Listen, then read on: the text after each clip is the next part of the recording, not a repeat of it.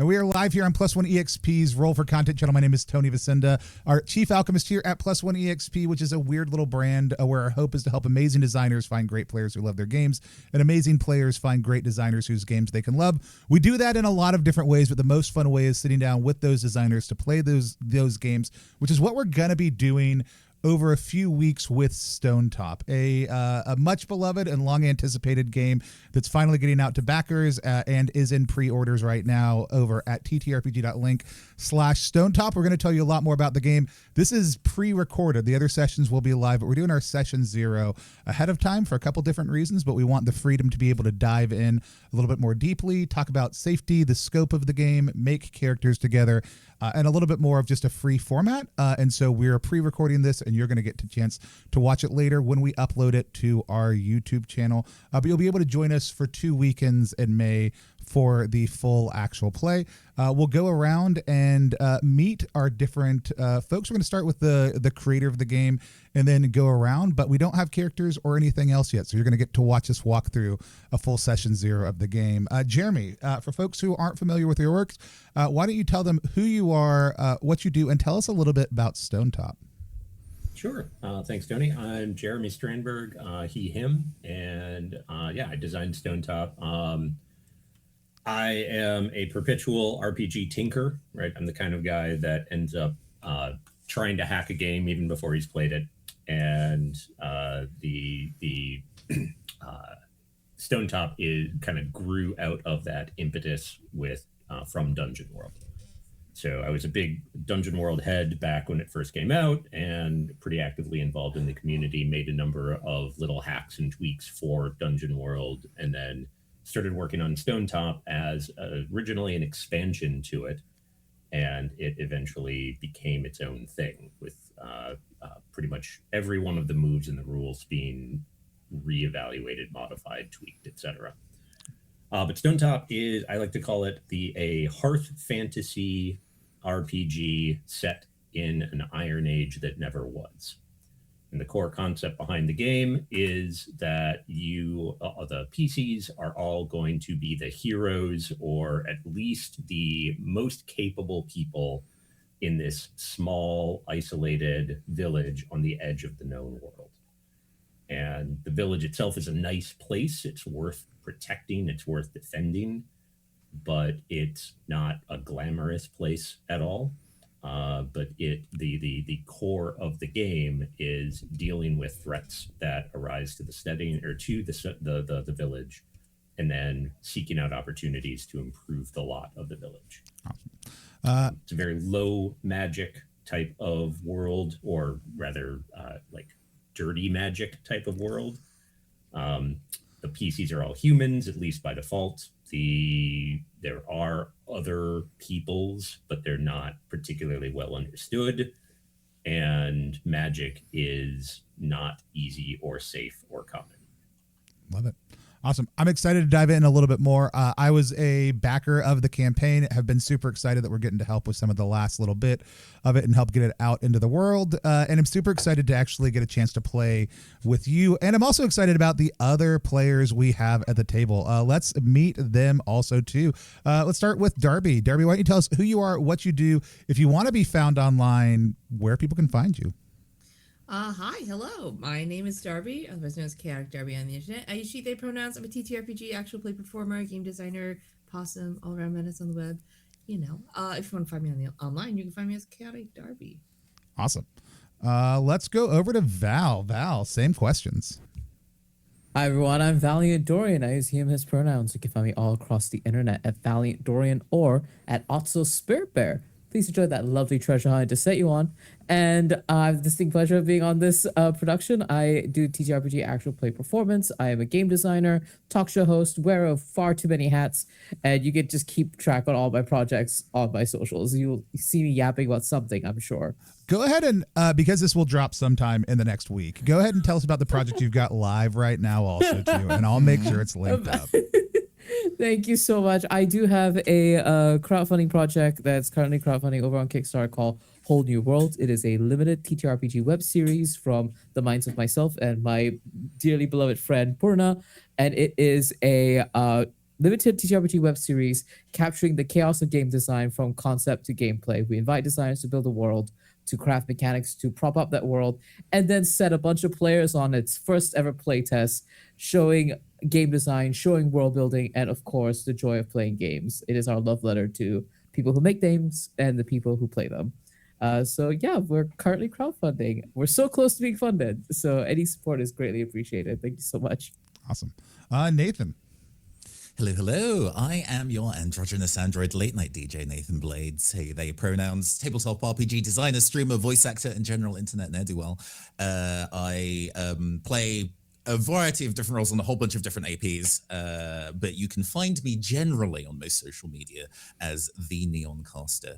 I am normally a modern fantasy or cyberpunk girly, so this is a really interesting genre for me to play in, but I love games about community, so I'm super excited to be here.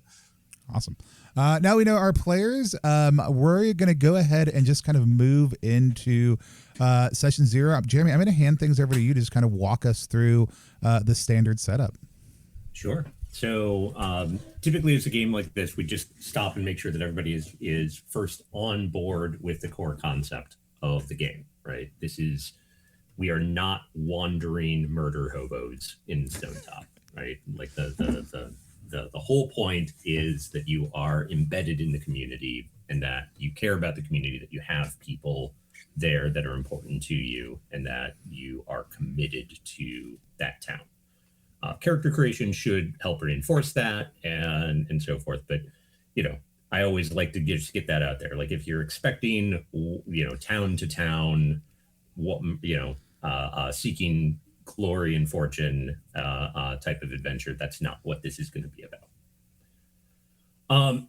Okay, so beforehand, I asked everybody to read over the setting guide. Did everyone have a chance to do that? Indeedy. Yep. Okay. Now, with that said, I think what I would like to do is actually just ask you all to pull it up one more time and just take 5 minutes, skim through it, and make a little note to yourself of any questions that you might have, and also things that are particularly interesting and exciting to you. All right.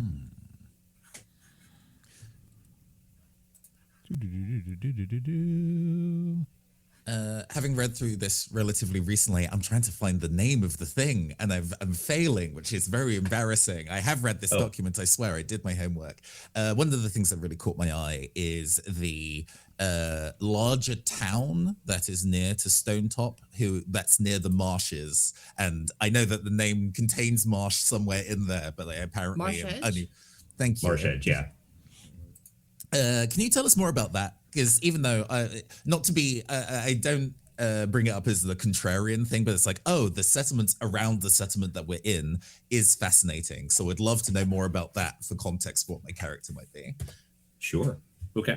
I'm going to make a note of that. I kind of want to open let everyone get their questions in and express what the stuff that they're interested in. But so Nathan's interested in Marsh Edge.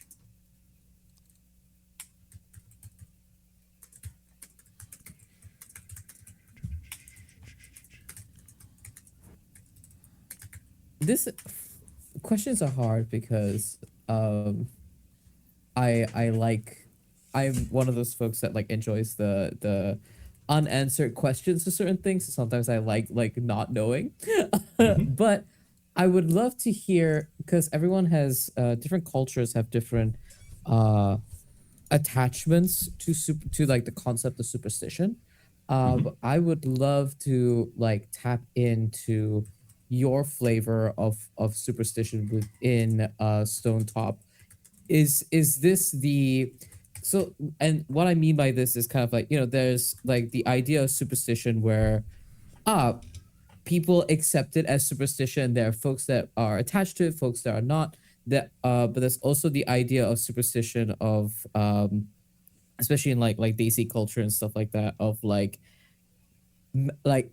is not just oh, you believe or you do not. It's a matter of manifesting and things are there's a cause and effect sort of relationship. I would love to hear sort of your mindscape when crafting superstition and some of these sort of folkloric elements within Stonetop. Cool. Okay. Yes. I can definitely talk about that. Let's put a pin in it though. And I want to let Darby and Tony get their thoughts out. Yeah. I mean, my two things have made, I mean, like everything drips right in this. The two things that immediately hook me though, as somebody who grew up in a small town outside of Dallas on the edge of a wooded area, like pretty much everything in the Great Woods is like of interest to me. It is 100% my jam and my vibe to be like, there's a wood nearby, and what lives in the wood is essentially like one of the most nostalgic things to me. And what I spent a lot of my childhood just walking through woods and imagining what could be here. I do think the Pale Hunter specifically and the Red Grove specifically are the two things that mostly captivated me there.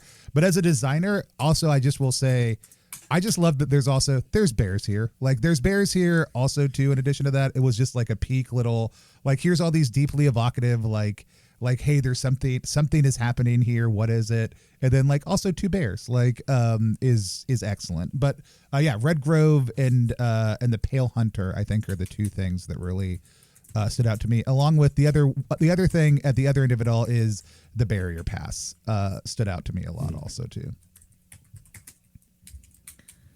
I think for me, the thing that stuck out, because I was like looking at the map and it's also fully possible.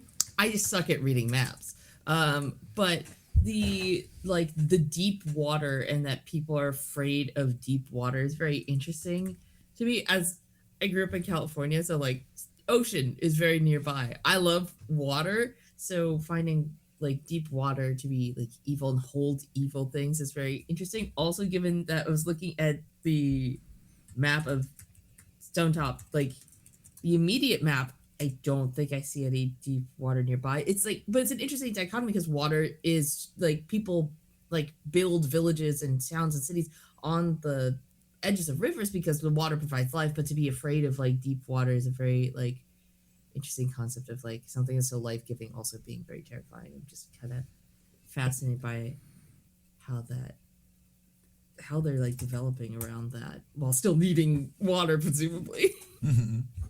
Yep. Okay, so actually, a couple of those things all tie together, right? Like the nature of the superstition, the water, the marsh edge, right? They all kind of intersect in one particular area. But one thing that I want to talk about first is something that Tony just said or called attention to. One of the things that we try and do with this game is balance. Like we focus on both the supernatural and the wondrous and the fantastic, but at the same time, the mundane concerns are very present, very real, and unignorable. So like bears are effing terrifying. Yeah. Like they are like they're really dangerous. They are at least as dangerous as some of the like monstrous foes that you might end up encountering. Like they are basically monsters. Also, something that you'll discover fairly quickly, there are dinosaurs. Like there are like nobody calls them that, but you know, one of the common bits of fauna in the fauna in the area is just basically drakes, and people just call them drakes, and they generally think of them as normal beasties that you have to deal with, often dangerous ones, but like, yeah, they're dinosaurs.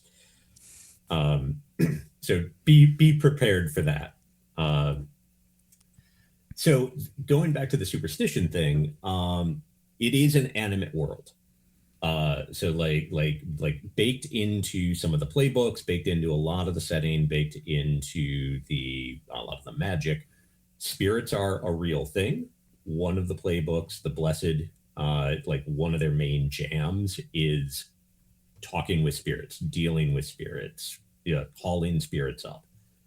So like as far as manifesting superstition, we can play that however, like the superstition and the day-to-day superstition that people have, we can decide that as a group, like how much is, throwing salt over your shoulder, does that actually have an impact on things? but if I burn a, I don't know, if I burn a bunch of holly and spread the ashes around, will that actually fend off the Crinwin? Who knows, right? That's the kind of thing that we can kind of decide and create together. But like, spirits are real, magic is real. There's where the world is set on the foundations of an ancient society that wielded magic arguably recklessly, and like a lot of that is still lingering around and there for people to pick up. So like, does that answer your question, Val? Yes, it does, and it's very, very excited about it. Very fun. Yep. Okay. Yep. Okay. And then kind of with that, going to the water, you'll notice that the map is incredibly sparsely populated. And that is partly, I mean, to be perfectly honest, that originally stemmed out of just a game design aspect of wanting the town to feel isolated. And like, there isn't someone else that you can appeal to. There isn't, a higher authority. There isn't a kingdom or anything. And so, like, when you meet people, we can probably identify one of the possible places that they came from. Like, they came from Barrier Pass, or they came from Gordon's Delve, or they're one of the hill folk, or they came from Marsh Edge. There just aren't that many, or at least by default, there aren't that many steadings just sort of like living throughout this area. And so, part of the question becomes why not, and the deep water is part of that. The fear of water is a part of why people don't have a lot of settlements, at least in this area. And the dealing with the water and the danger of deep water, but also having enough water to sustain yourself, that's one of the conflict, or one of the difficulties of living in this area. So like, running water, less of a problem. Stonetop gets most of its water from a stream that just kind of flows down by the base of the in the Great Woods, and then they've got this great big cistern that they fill. But then you've got Marsh Edge, to go to Nathan's kind of initial point, where Marsh Edge lives on the edge of like this huge body of water of wetland and bog and marsh, and a lot of people consider them to be absolutely insane to do this. But the only way that it works is they constantly burn this herb called Bendis root, that like all around the pavilion, there are braziers of this constantly being burned that fend off evil spirits. And like, Bendis root is just kind of known among those who know as something that perversions of nature cannot abide. So like, Marsh Edge is a relatively large town. It's certainly like the trade hub in the region. Thematically, it is set up as the civilized part of the map. So there's old families there that kind of run the show, but they're kind of corrupt. There's that detail where they were dealing with a bandit, and rather than standing up to him, they made him their marshal. And most Stonetop campaigns at some point run afoul of Brennan, because he's just such a good villain. The constant question of, do I get to punch Brennan in the face is it's a regular stakes question. But yeah, so Marsh Edge, it's sort of the trade hub, right? Like the roads, the main roads all kind of go through it. It is connected to both the Northern Man March, which is a much more populated but more rural kind of Germanic coded type of people. But it also is the connection to the south, because if you go south from there, you'll eventually get to the more civilized parts of the world. An additional question, actually, and I guess related to that. as far as, I guess, and this might be a relevant question for those who are watching and interested in playing this game themselves, what's the flexibility on what's true? Because you have a really detailed and rich world. In fact, there's an entire second book with lots of information about all these locations that we've mentioned and more.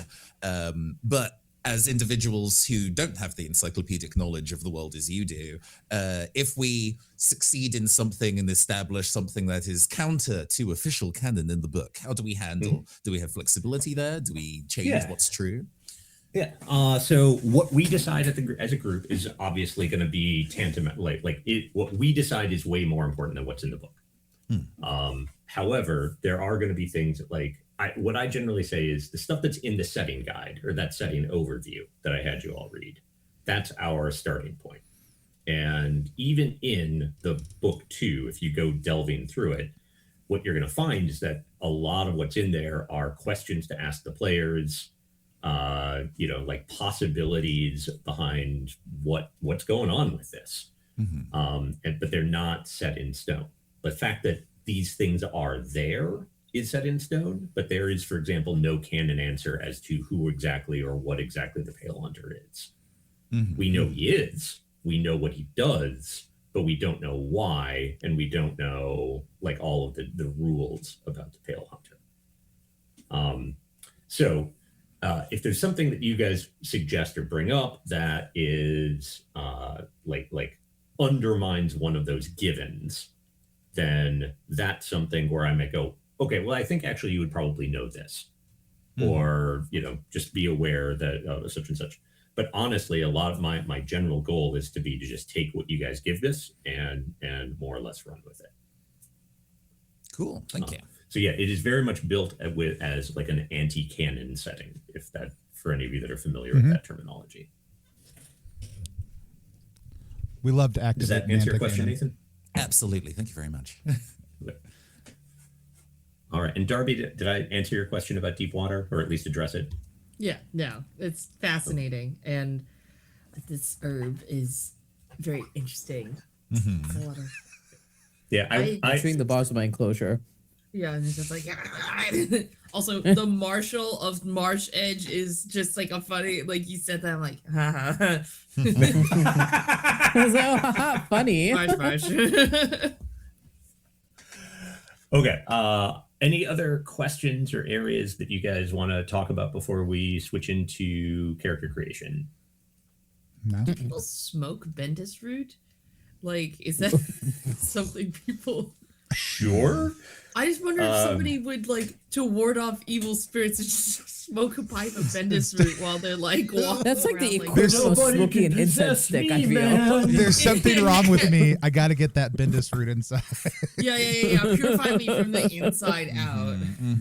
They didn't die due to toxic inhalation. It was spirits that did spirits. it. They just That's what it was.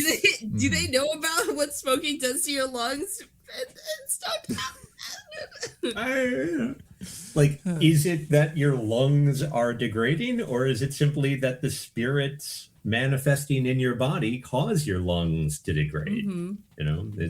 Play to find out. Yeah. Play to find out. Superstition that if you smoke Bendis root, you get possessed because you're coughing up stuff. Love it. All right. I guess one quick thing, did you all notice the agenda and principles for the players? Shall we read it you through all for are those listening? experienced. Oh, go ahead. Shall we read it through anyway for those listening? Yeah. Do you want to do it, Nathan? Oh, for sure. Your principles. The game works best if you begin and end with the fiction. Tell us how you do and what it looks like. Connect with the other PCs. Explore your relationships. Play out scenes together. Show us what's important to you. Who and what will your character fight for? Have goals and pursue them. Don't just react to the threats that the Game Master presents. Be bold and take risks. If you don't act like a hero, who will? Embrace difficulty, setback, and failure. Show us how your character deals with it. Participate in world building. Answer the GM's questions with color and life. Build on what others have said. Let yourself be inspired by your fellow players. Give others a chance to shine. Don't hog the spotlight and set others up for greatness. And finally, participate in the conversation. Pay attention, ask questions, and offer suggestions. And on top of that, our agenda is, as a player, our chief goals should be to portray a compelling character, engage with the fictional world, and play to find out what happens. And then to be clear, like most Powered by the Apocalypse games, the GM, I also have an agenda. I also have principles that I'm following. My agenda is to portray a rich and mysterious world, to punctuate the player characters' lives with adventure, and importantly, to also play to find out what happens. Mm-hmm. Love it. All right, let's talk about content. So one of the things that we always do is just make sure that we're all on the same page with like tone, content that we want to include, exclude, veil, things that specifically people want to see. So I sent that content guideline link a little bit earlier in the Discord. I see a couple of folks have added to it. So things that are currently on the excluded list, which basically means it's not there at all, like it's just not part of the game, is sexual violence and homophobia and transphobia. Veiled content is meaning it can be part of the game, part of the fiction, but it only happens off contract or off camera. So that includes torture, sex scenes, bodily functions, so like vomit and poop, and including out of character jokes. So basically people are asking for like no poop jokes. And then the other part is just special handling, which is things like, how are there things that you specifically want to handle in a particular way, things that you specifically want to be there, things that you're okay with, but you want to make sure that we handle in a special way. And then also, and I like this, Tony added a row for just like desired content, like things that you are specifically keen to come up with. So I know some folks had a chance to like add things to this. I want to let folks just add whatever they want, but the general rules are, you know, if you want something excluded, that overrides anything else. If you want something veiled, then we will definitely pay attention to that, unless it's being excluded, then in which case it's just not there. And then for special handling, if there are any conflicts, we just talk about it, right? And I'm sure that we can come up with an agreement.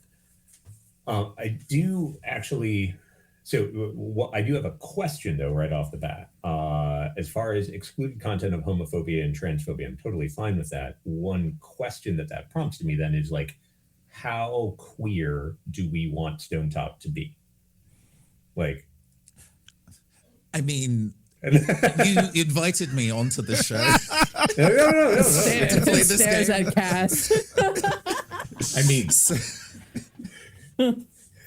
y'all ain't any more queer than my usual group. Let's just put it that way. What do you mean? We're the storyest kids you know. Definitely for sure.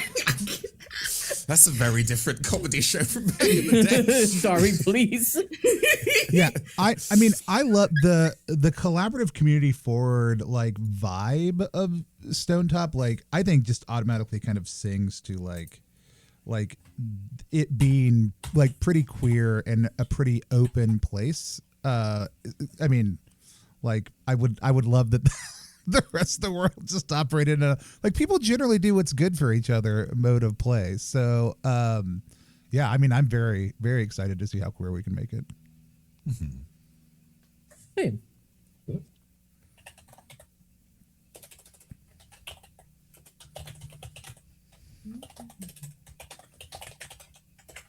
All right, so I'm just writing down, let's make our Stonetop very queer on the content. All right.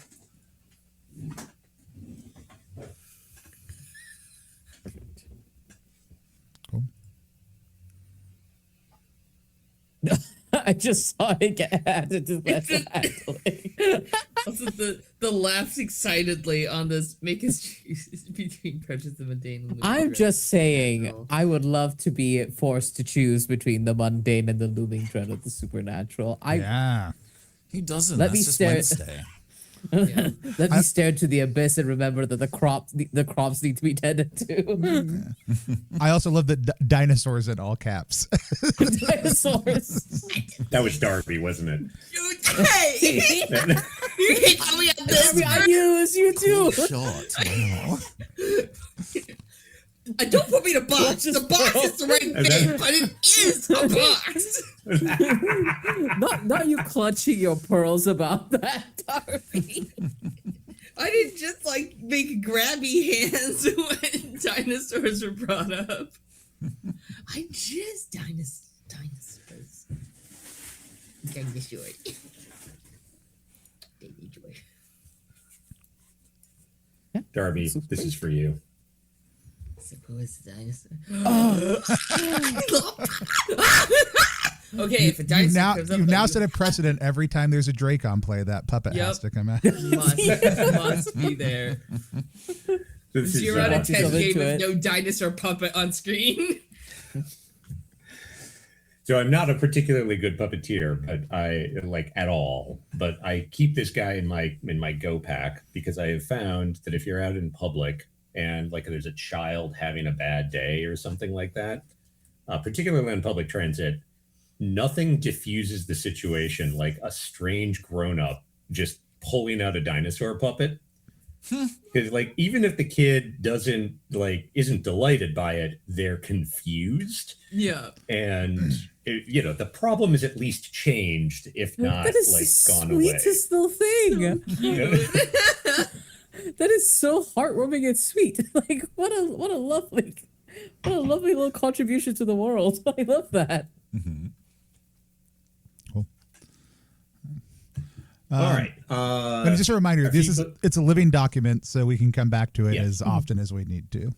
For sure. Yep, exactly. And one of the things that I always encourage people to do is just X card. Obviously feel free to call X card on something if you just want to ban it, not talk about it, and move forward.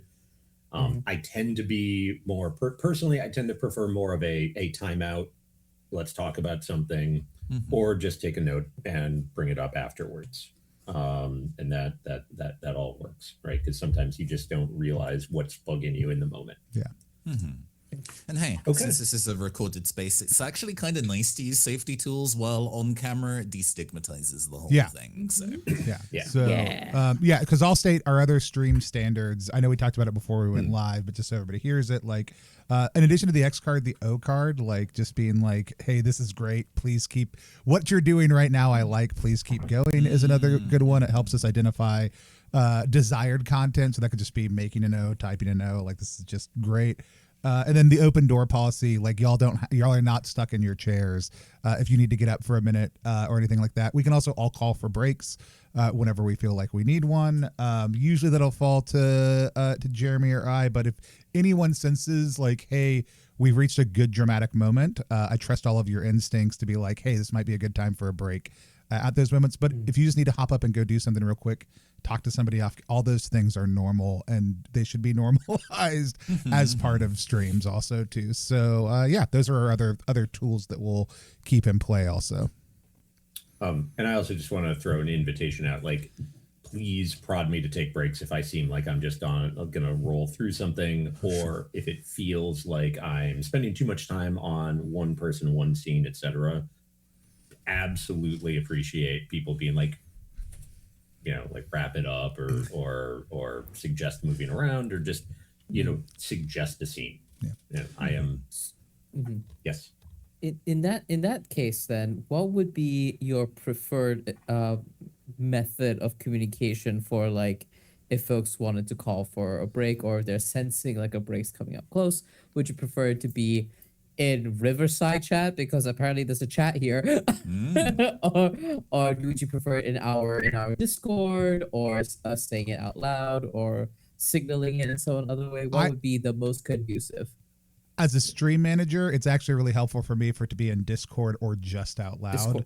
chats in any sort of video based platform tend to move everything else around. And so very valid. I'll see if there's a pop out later, because it is nice to have just one spot, but those are my two preferences personally. Yeah, and that what I am going to generally be focused on is the people that I'm talking to in like the video. So like I'm fairly sensitive to people like in in the thumbnails just being like, okay, right, or just raise your hand if you want to say something. Okay. That's all great to me. Cool. So like nonverbal cues work. All right. So you guys want to make characters? Yeah. Let's do it. Tell me about your Blorbos, y'all. I gotta know. God, Blorbos. I also I love that Nathan came in strongly in chat and threw out like, I do want this, because having somebody break that right before you go on is actually super helpful. Oh, I'm a demon when it comes to that. I love making characters in the moment alongside everybody else. It's like nobody's offered something. Well, I have an idea. Capital I. Yeah. So. Absolutely. Well, I guess since you did, Nathan, do you want to start? Hemi, what's the first step? Guide me. Well, I mean, the first step basically is look at the playbooks and decide which ones you want to take. Yeah. So each of the player characters starts with a playbook. Each of the playbooks, they're standard PBTA style. It represents kind of an archetype as well as a set of abilities that come along with it. Some of them have more baked in kind of arcs to them than others. Like the would-be hero is very much a try hard that has the potential to become like the most capable character in the game. But they absolutely suck to start.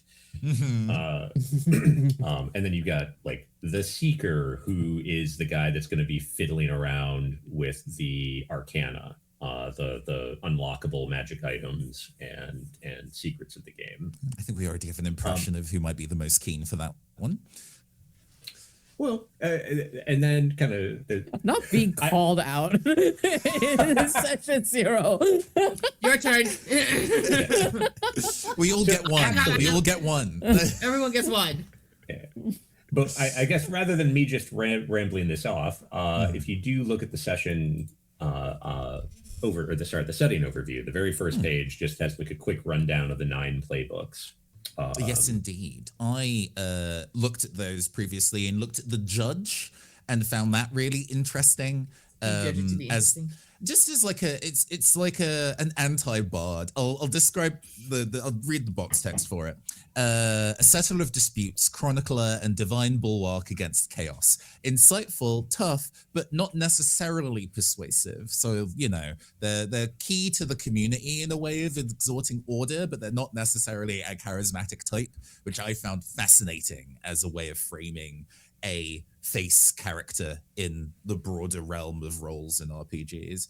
And looking at the playbook a little bit, there's actually an option of you not necessarily being from Stonetop initially, which I was like, ooh, also fascinating. Yeah. So I'm throwing my hat into the ring for wanting to be the judge.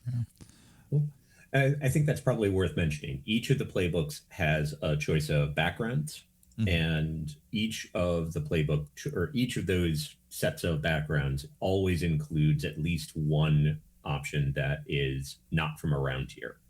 So there's usually like a transplant one, and then there's also usually one where it is a it could be a local who steps up to PC status mid-campaign. And that's very much intentional in case someone dies or a new player adds the game or something like that. You don't have this like, badass who's just been hanging around not doing anything. Or you do. Just lazy. Come on. Can't have a lazy day. Yeah.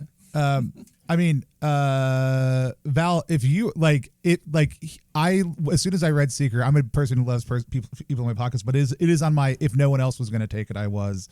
But it is not the only one I have an eye on. So if you've got a strong inclination to that, I'd love to see, valuable. Yeah, well, I'd love to see what you do with it. Is my thing. I've got a couple others that I've got my eye on. I just wanted to make sure it was in play because it's a lot of the juice in this game. I feel like comes from the Seeker. And that's kind of that's kind of why I was drawn. I was interested in either playing something. The area that I was like bouncing around is either like the Seeker or the Marshal or the Blessed. This is kind of like the like little areas that I was thinking about like tapping into some of the like cool supernatural bits. The idea of the bird of the Marshal was something that I found very, very compelling. And with the Seeker, I'm very compelled by the idea of a person who seeks knowledge for a pre-established greater good in their own minds, but has not interrogated it enough and just keeps diving deeper and deeper and deeper and deeper. Interrogate what? And- It's all good, baby. Yeah, that's the Exactly. Seeker. Yeah. Yeah. So that's where I'm living currently. Blessed, Lightbearer, and Seeker were high on my list. I'm also like Do the we kind just of have person the same who's play like, style? we do. It sounds like we may. There's also a part of me who's like, oh, the heavy is the total opposite of all that, and not the character I ever play. Do I just play the type of character I never play? Also, too. So, Darby, did you have thoughts on what you've been looking at? Perhaps there are three people who have very similar inclinations. That's so funny. That's so I was- funny. I was also because I'm like I love like high complexity characters, especially in like a setting like this. I also just am a big fan of magic, but the Blessed, the Lightbird, the Seeker were all things I was looking at, but also the Fox, just because it was like something, something fast and skillful is wow, words are so hard for me. Clever, fast, and skillful, like those seem kind of like fun things to play around with, especially in a setting where a lot of I superstition and like kind of heavy like habits I think seem to be set in things where it's like these are just sort of the way we do things. Someone who kind of darts around perhaps maybe around some of these rules is And there's like an interesting interplay there between me who's trying to keep order allying with somebody who's very willing to break rules to do things. yeah, like, allegedly if somebody maybe stole this thing, what would the problem be? Allegedly. Allegedly. I'm asking for a friend. Please don't do it in line of sight this time. I don't want to see you do it. I never do anything in line of sight. Not my fault you were looking. Like, look You know, away. if there's a cloud-shaped outline of you, I know where you've gone. You need to be. All right. Cool. Let's make some let's make some choices then. Would there be and I guess this is a table or knowledge question of these, because there's multiple characters that can have ties to the supernatural. Are any of those in room to be ideologically opposed in the same way that the Fox and the Judge are? The Blessed and the Lightbearer and the Seeker very often can come to blows because the Lightbearer is very much not to blows, but at least there's a conflict because the Lightbearer is the living. It is like they are the living saint of the god of light, hope, and mercy, and the Seeker very often is fucking around with some dark shit. You should be Seeker, Darby. I can see your ooh eyes. You should No. Wait, Val, you really want to be Seeker though? I'm very flexible. Like, and I genuinely mean this. Like, I have, like, that was just like the first thing that came to mind. Everything else I have this hearing the conflict between like the Judge and the Fox made me go, oh, this definitely some fun conflict to play with like the Lightbearer and the Marshal as well that I could play into here. So, you know, I'm like looking at it, I'm like, this could be fun. I could play into this. I could be mean to you, Darby. Like mean to me. You said Seeker, or do you mean Lightbearer? Which one? maybe Lightbearer. I'm hearing a conflict between Seeker and Lightbearer. I'm like, do I just go and play a Paladin? Maybe I just you want to do play it. I'll play a Seeker and just get my grubby little hands and a bunch of stuff. Especially it's a ruined tower near town, right? Yep. I bet there's a lot of fun stuff in that tower. You seem Oh, delighted with the concept. incredible. Lock in. Fun. Lock in. Fun. Fun is a relative term. Fun for me, maybe not fun for the surrounding 20-foot radius of whatever fun I commit to. Oh, this is fun. Yeah. So in that you're case, gonna I could go light bearer. Awesome. Okay. Sweet. All right. So And it's, then Tony, what are you then thinking? it's just me now. We stare. But now that I know what everybody else is playing, I'm re-looking at everything because I'm just like, what is the most interesting at this point to add in on this angle? So we've got a light bearer, a seeker, and a judge. Jury So executioner. those are three of the more supernatural playbooks. Yeah. And I feel like if we do blessed, we'll get a lot of that, and then we'll miss out on some of the mundane. Oh, So- sure. So I think I will. I think that I may take Ranger then, which is also one of my default go back to. I always want Rangers to be a better type of play than they are, and I have been really excited about the Stonetop one since early on. So I may go back to one of my earliest loves and grab that. I feel like it gives us a really good grounding in the natural world also too to counterbalance all this. How does that feel to everybody? I know it's my Sure, choice, absolutely. but how does Also, no group is ever sad to have a ranger. yeah. Like, Yeah. You mean cool. somebody I'm can help gonna- us when we're lost in the woods? What do you mean? What do you mean this weird artifact that requires blood to function is not what we want to use to navigate? I'll pick up on the Ranger then. Let's do that.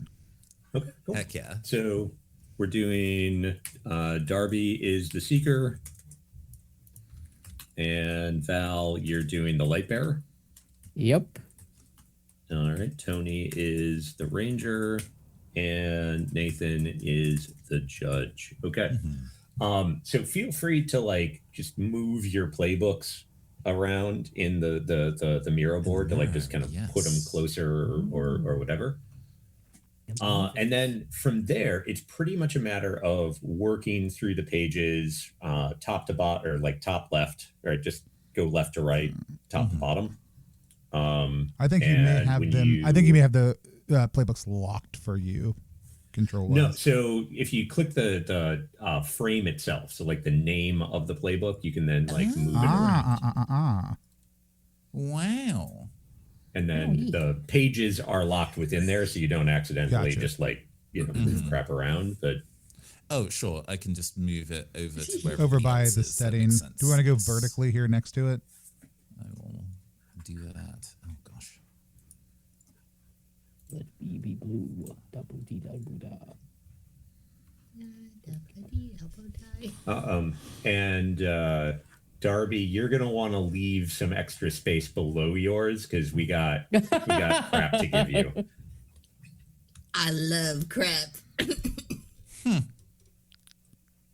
Did you say Which- craft or crab? Because I heard crap. And I really realized that. I meant crap. I don't think there are any crab things here that. They're in the deep water. We're not. Yeah, no, we don't go there. Yeah, I mean, we got crayfish in Marsh Edge if you want to go there. Mhm. There are freshwater crabs that exist. Not Sure. land crabs. It's fantasy. I guess my point is I don't have any arcana that have crabs in them. yeah. Sure. Yeah.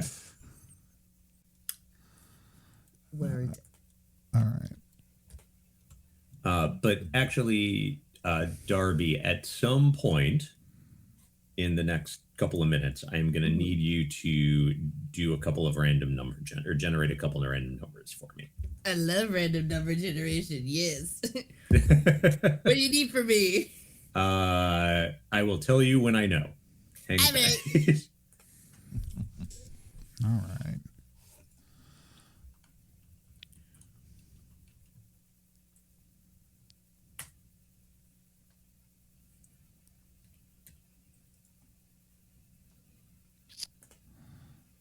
Backgrounds.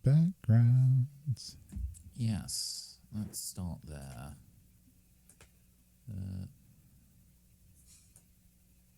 as suggested, because there's an option for being not from here for each of these. Mine is the missionary is the one that's specifically from external. You are part of a larger order of judges sent here to protect the flickering flame of civilization. The chronicle is relatively new. Your position in town is far from certain. They do not like me, and it is what it is. Add these judges, and there are 2 that are established existing judges, and I can establish 2 more. Oh, actually, an interesting thought, because we have a list of names here. How are we sitting in the names department? Because this is a fantasy Iron Age things. I was already thinking of like British Iron Age, like the Celts and similar. A real life world fact about me is that I work in education as a thing and just finished a project on like a history for 8-year-olds, and part of it was the Iron Age. So it's like a thing I know. I can pretend I know things about this topic. So the general way that the playbooks all, sorry, let me think how to say this. There are established naming conventions for each of the communities. And so like if you look at the front of your playbook, it gives you suggested names for depending on where you're from. So Stonetop tends to have Welsh names or Welsh inspired names. Marsh Edge tends to have Irish inspired names. The Man Marchers are Germanic inspired. The Hill Folk are Breton, but with like all of the like a bunch of vowels clipped out.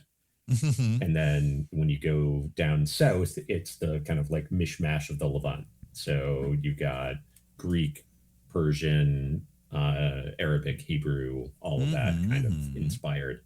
And then Barrier Pass is Tibetan and Nepalese inspired names. Okay. I definitely want to be from Marsh Edge, so we'll sit in that kind of space of naming then. It might just be from the list. You made you spent lots of time coming up with good names, so let's make use of those. Yeah, and as far as character creation goes, what I don't want to like shut down conversation, but there is a formal introduction process at the end of this where we'll like go through and everyone will do the playbook, their background, their origin, and like a lot of the decisions that they've made. So feel free to talk about it, but just don't feel like you need to explain it as you're going. A good thing, I almost brought this up earlier, but also a good thing to know, and it matters for what background I want to pick, is Stonetop is a game that evolves over long sessions of play. Like the intent of a session of a Stonetop campaign is 40 plus sessions, if I recall correctly, right? There's a lot, there's a lot that your character unfolds over the course of 4 sessions, which is then essentially a one shot in the context of play. Yeah. How much character evolution should we expect? Like, it's because I'm looking at Beast Bonded and I'm like, this is the reason you pick a ranger, but also if I'm not going to get 3rd level, it may make more sense to do something else that we're going to get to showcase a little bit more also too. I would be surprised if we get to 3rd level. That would be my assumption. Okay. Yeah. I suspect that there will be a level up, but I doubt that there will be 2. That's what I assumed, and it doesn't mean I won't take it. It just I want to bounce it out. Sure. And I'll also point out you can not take the Beast Bounded background, but still take Animal Companion as one of your starting. Yeah. That I had already sought that option out too, and I think I know the one based on also what I'm interested that makes the most sense for me also too. So it's not there's no bad choices here. All right, Darby, when you get a second, if you could generate for me 3 random numbers from 1 to 64. 1 to 64. Ooh, big list.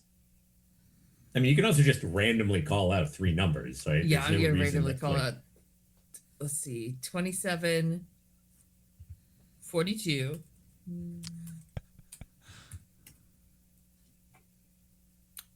What was the top number again? 67? 64. 64. Darn. Truly.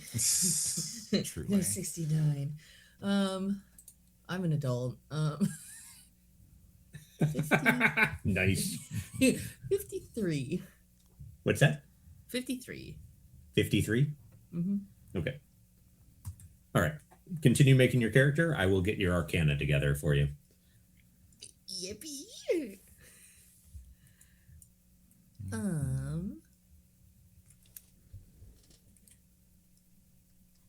There are so many moves. I have trouble deciding. I like all of them. I know, They're right? all really cool. Our backgrounds determine our starting moves, I think, entirely, right? Like You're going to get to pick one and start with one no matter what on each playbook. But yeah, your backgrounds will either impact your moves, certain conditional stats, or give you some other ability by and large. fascinating. Yeah. So if you are playing This is very the funny. Seeker, where'd that go? For the Seeker, you get, where'd that go? I start with well Right, versed. you I get- work with what you got, yeah. and then an additional one from my background. Yeah. So whichever background you choose, it'll tell you you get this move to go along with that. The other playbooks tend to work a little bit differently. Start with everything bleeds. Well versed. Oh, am fun. about to You make chose some- 53. Oh, What does that mean? What does Wait, what does that mean? We're about I to find love- out. yeah. Jeremy's Fuck around, find finally out getting to it's pull out the stone idol. And so-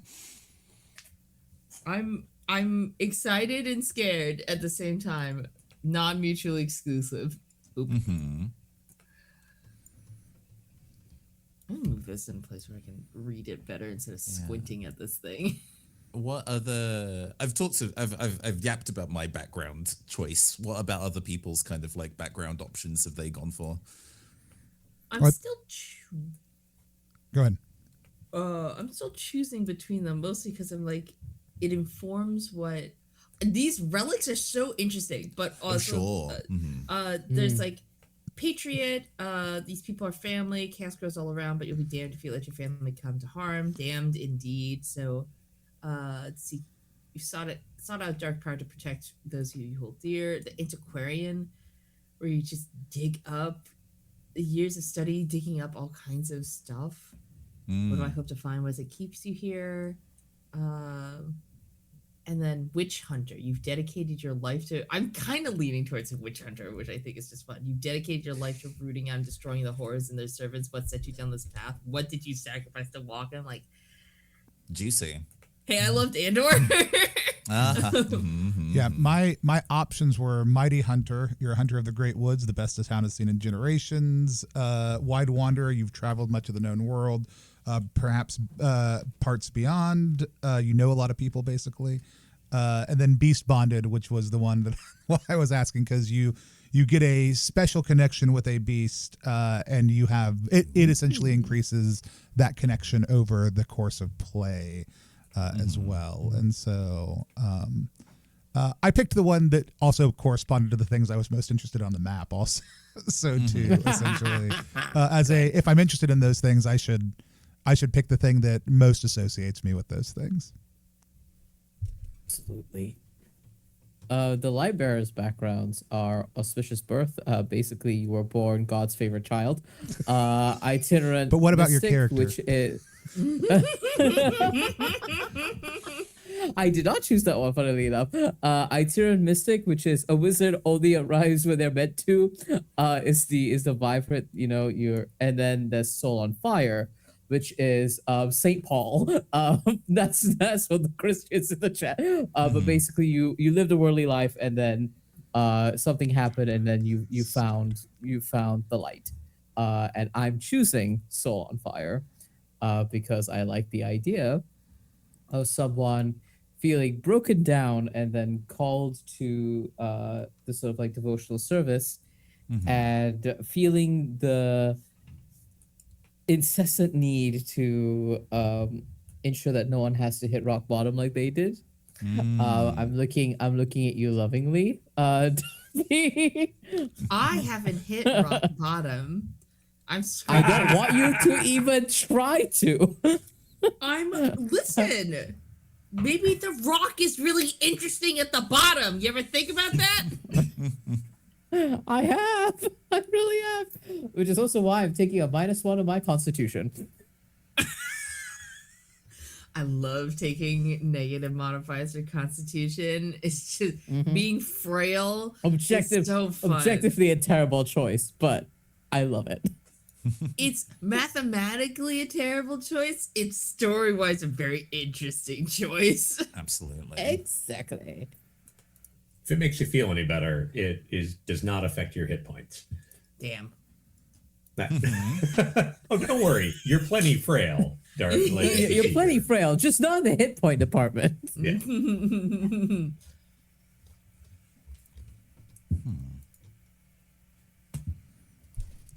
The possessions list is very interesting. Yeah. I am. I must admit, I'm building a character that sticks to my larger nature of characters I like building. I like being detectives in games. Being able to be the person that can gather the clues for where we need to go is a thing that always appeals to me a lot. Which I guess the interplay of being the judge is that to a degree, you just get to choose who's guilty, which, I love Judge Dredd. Are you judge, jury, and executioner? So that's the thing, right? Where it's like, I love being detectives, but being a detective is not the same thing as being a cop. I don't want to be a cop. And I'm like, yes. the engineer's tools with the rulers and tapes and so on and so forth is like, I can technically use that for Iron Age forensics, which I think is juicy to me. That's where my fun is staying just within the realms of not being anachronistic, but operating within things that, I think a Celt probably would not be interested in doing. Have you watched Brother Cadfell? I have not. Put it on your to-do list. It is crap. Spelled how? His name escapes me now. Derek Jacobi is a detective he's a monk in medieval England, and he's like solving crimes like Jessica Lansbury.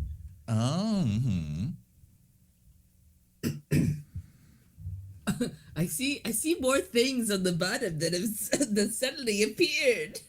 I know. Jeremy, Ignore those for now. Okay.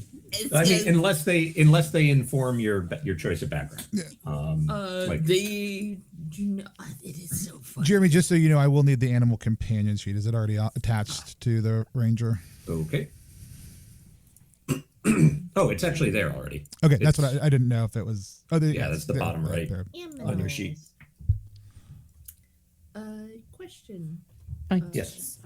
What did some of these items have like little diamond slots next to them? Yeah, good question. The diamonds are load. So anything that has a diamond on it adds, it's something that if you carry it on your person, it takes up one of your inventory slots. And if it has 2 diamonds, it takes up 2. A good rule of thumb is you are expected to be adventuring within the 4 to 6 range. 4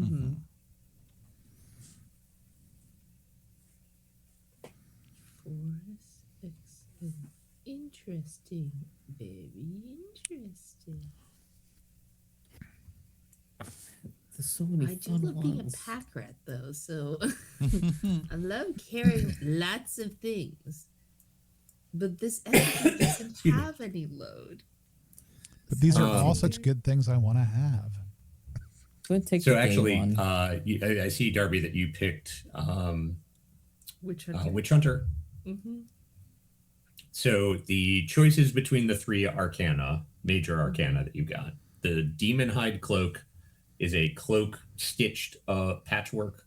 It's a cloak quilted of different demons, and they talk to you, and you can use it to sneak around, and eventually it becomes more and more powerful and becomes more and more sentient. Okay. The redwood effigy is a reverse voodoo doll. It's something that you've made yourself, and you basically, when you get hurt, you can have it suffer the harm instead of you, but then you can take that harm and you can inflict it on others. And then the twisted spear is the god killer. The twisted spear is like the weapon. It can stab spirits and other things that normally mundane weapons could not.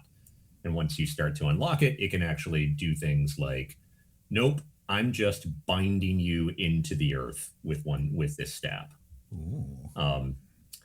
Be aware, every one of these comes with corruption or consequence for using them. You tell me the demon cloak with personality it comes with consequences? Wow, killer GM. Killer GM. So it's less of an issue for the scope of play that we have, but for like things like Lay of the Land or hideouts where there's uses, do those renew at any point, or those that is just you use it and you've established fictionally that use is it and the it's thing? used up. Okay.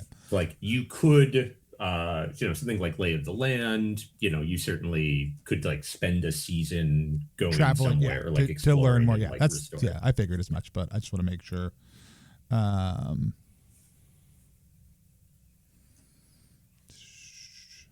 It's all so good. So anyhow, Darby, at some point you're going to need to tell me which of those three you want.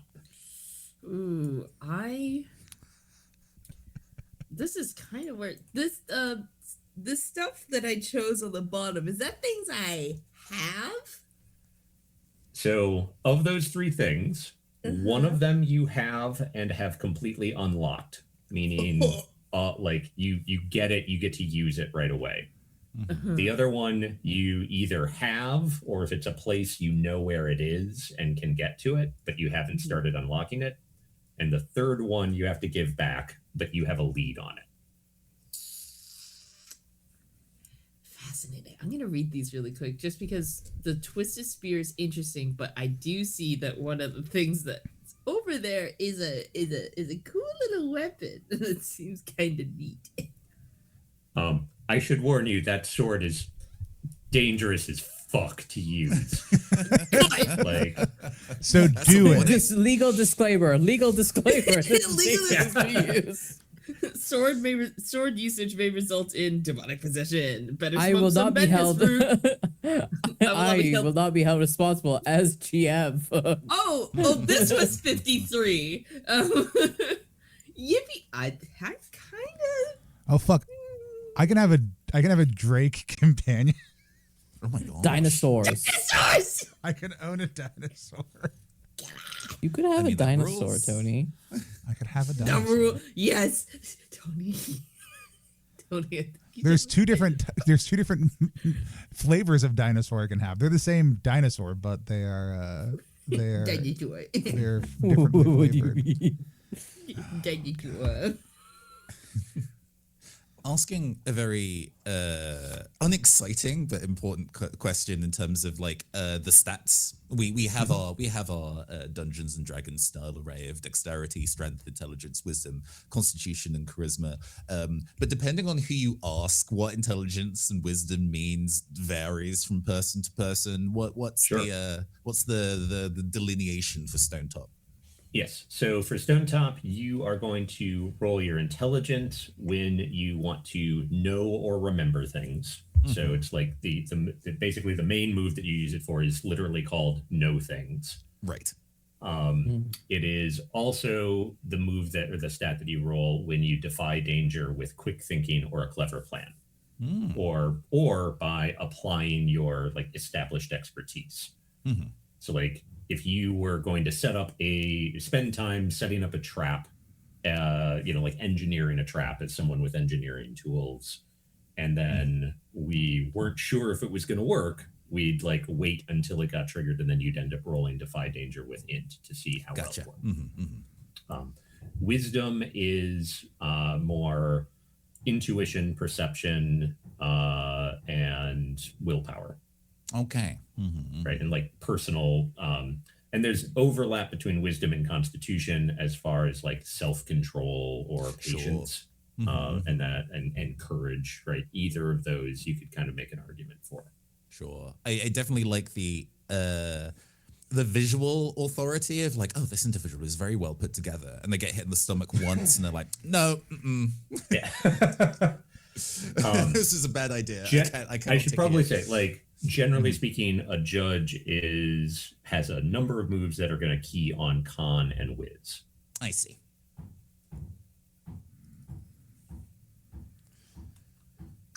Oh, that's also an important thing and I guess it's a philosophy question in terms of game design philosophy, which is, it gives you the opportunity to talk about it, I guess.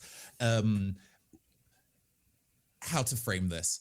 So tabletop, said without judgment, some tabletop RPGs are framed in a way where being mechanically good at things is required to progress or succeed. Dungeons and Dragons is framed in a way where if you build your character incorrectly, because it's built around combats, you'll just lose all your combats and be a hindrance to a party play.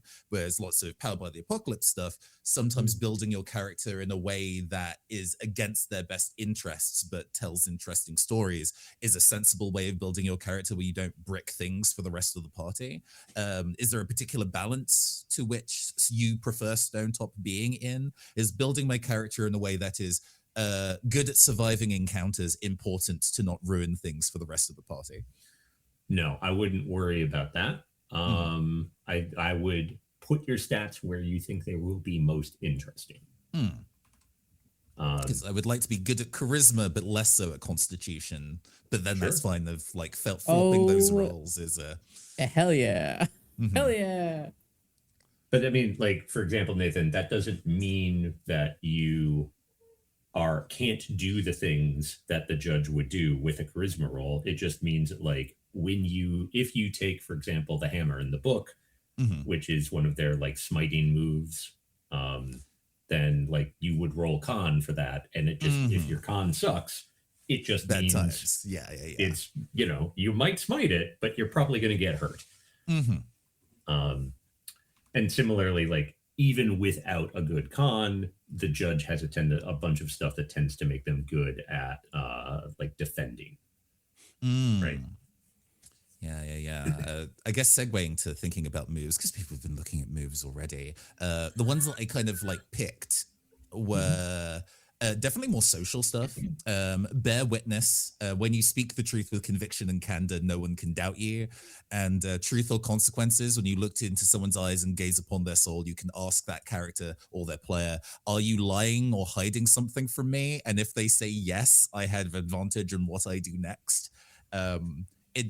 Just Phoenix Wright with a weapon is an energy I feel delighted by. What if we gave Phoenix Wright a gun? Objection, this Edgeworth. Yeah, truly. Which maybe taking hammer in the book so I can actually deal directly with one of these agents of supernatural chaos is a thing I will eventually do. But right now, I am very enamored with the social bearing ones that help the community at large internal without a monster being there. And then when the monster is there, I'm like, this is my job to deal with this. I'm ill-equipped, but it is my job. And by monster, you mean Darby, right? Well, we'll see. Say what? I love definitely choosing would never. social moves. I chose one as well. Ooh, tell me. It's called All is Illuminated. When you look closely on another and see their soul laid bare, roll plus wisdom on a 10 plus, ask their player one question for the list below, plus, and what would make them feel loved, beautiful, or worthy? And the list of questions are as follows. Of what are they most ashamed? What do they most desire or covet? What hope have they abandoned? And who or what is most precious to them? This is what I mean by I'm choosing the gay one. Yeah, no, I was going to say, in our very queer Stonetop community, you're around helping people realize that they're beautiful. I love that. That's so good. It's so good. And then there's that fucker over there. I think I'm also beautiful in my own way. You are We'll help you beautiful. feel beautiful. Absolutely.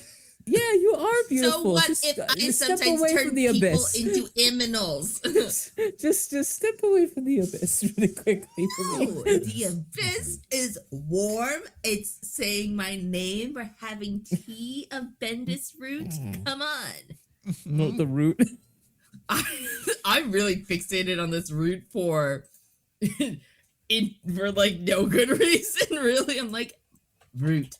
Are you set to have your character also from Marsh Edge? I don't know. You know. Because I guess if you're from there, then you're definitely familiar with how Marsh Edge uses that route in a day-to-day basis. But I guess if you're not from there, you may be like, there are other ways to use this. We don't need to stick with that line of thinking. I'm sort of my background automatically, I think, chooses all of my moves for me essentially. Because I get everything. Your big decisions are your arcana. Yeah, my icon, and boy, I'm like the 3 random doodads I got. Holy squickamoly, they are a spicy meatball. And trying to decide which one to hand back. I think I'm gonna hand back the creepy cave, if only because I think the getting to the final form of it and then also utilizing its abilities, I think is maybe more intensive than the other two, which can be used more freely. It's pretty grim. It's so grim, but I gotta tell you, it's so cool. And in combination with the redwood effigy, having the creepy cave and the stretch vellum like combination is so interesting and like thematically, because you have a lot of like sacrifice and transformation kind of happening there, and it's like sacrifice of somebody else who's not me. I'm not changing. I'm changing you. So does that mean you want the redwood effigy? I think I'll do redwood effigy. Oh, redwood effigy with flaming sword might be interesting. Is it anytime I'm dealt damage or dealt damage by somebody else? Say it again. You said the redwood effigy is if I like somebody, I could choose to have damage be dealt to the redwood effigy instead.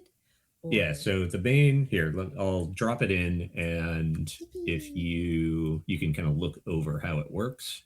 Yes. And then if you look at it and you're like, nah, I don't actually want that, that's fine. All right.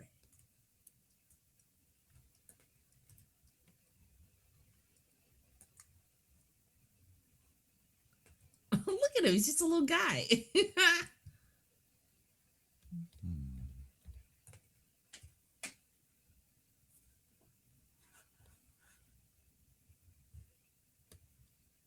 When you suffer physical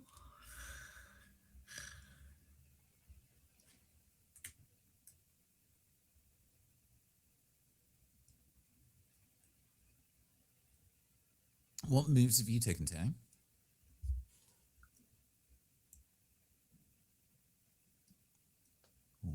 Oh, are they away? I've been so. I think Tony, you might be on mute. I was on mute because I had to cough a second ago. I got some good ones. You'll never know what they are. No, I would you like find to out know in what session I'm like? actually. yeah, I did pick an animal companion up. I'll go over the rest in introductions. I'm looking at my my something wicked this way comes questions, which are a little bit of world building I get to do. Yeah, and if you guys have not gotten to that part, like after you've picked your moves and your special possessions, there's a section where you basically do some world building and some background building. So definitely like answer those as much as you want, but feel free to like leave things a little bit vague. And as we do introductions, I'll tease more things out of you.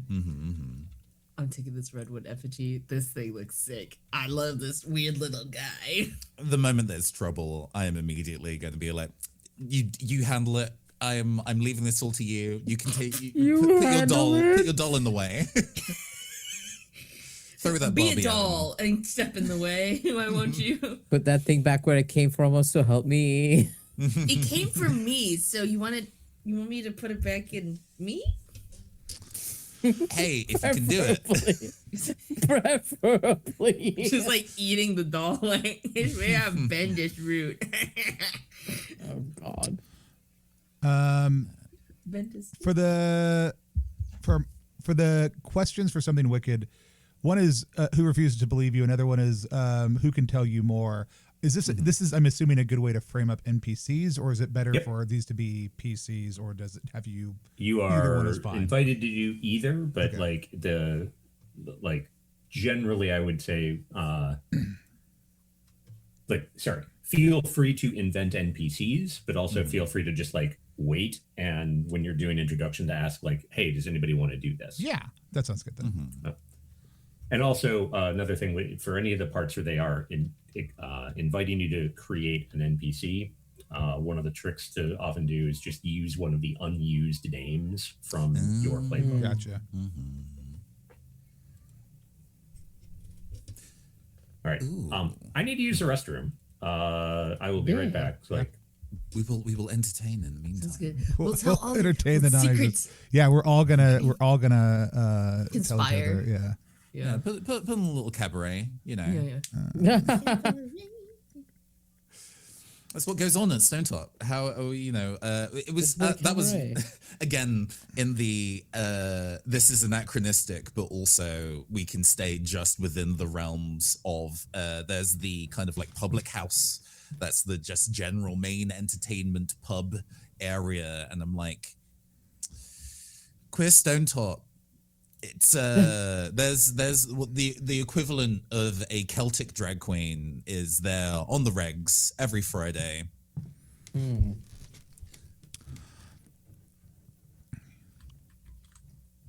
I personally need us to have fun weekly drag nights. Personally. All right, I think I've done the things. In inventory, it looks like we are leaving until we decide to do it for the most part. Yeah. It looks like a Blades in the Dark situation. Yeah. Where it's like, oh, you select as you. Yeah, do a your thing. little more nailed down, but not much, and I love that. And so, I do actually have a question about whether I get to have a weapon with different tags to the ones here, because I had an idea, capital I, but I'll ask when he returns. Oh, I'm excited. Sorry, I had to pet the dog. He's being very cute. Dog, baby. He is very upset at the use of fireworks in Oh, my neighborhood tonight. Show us the baby. It's very, very upsetting.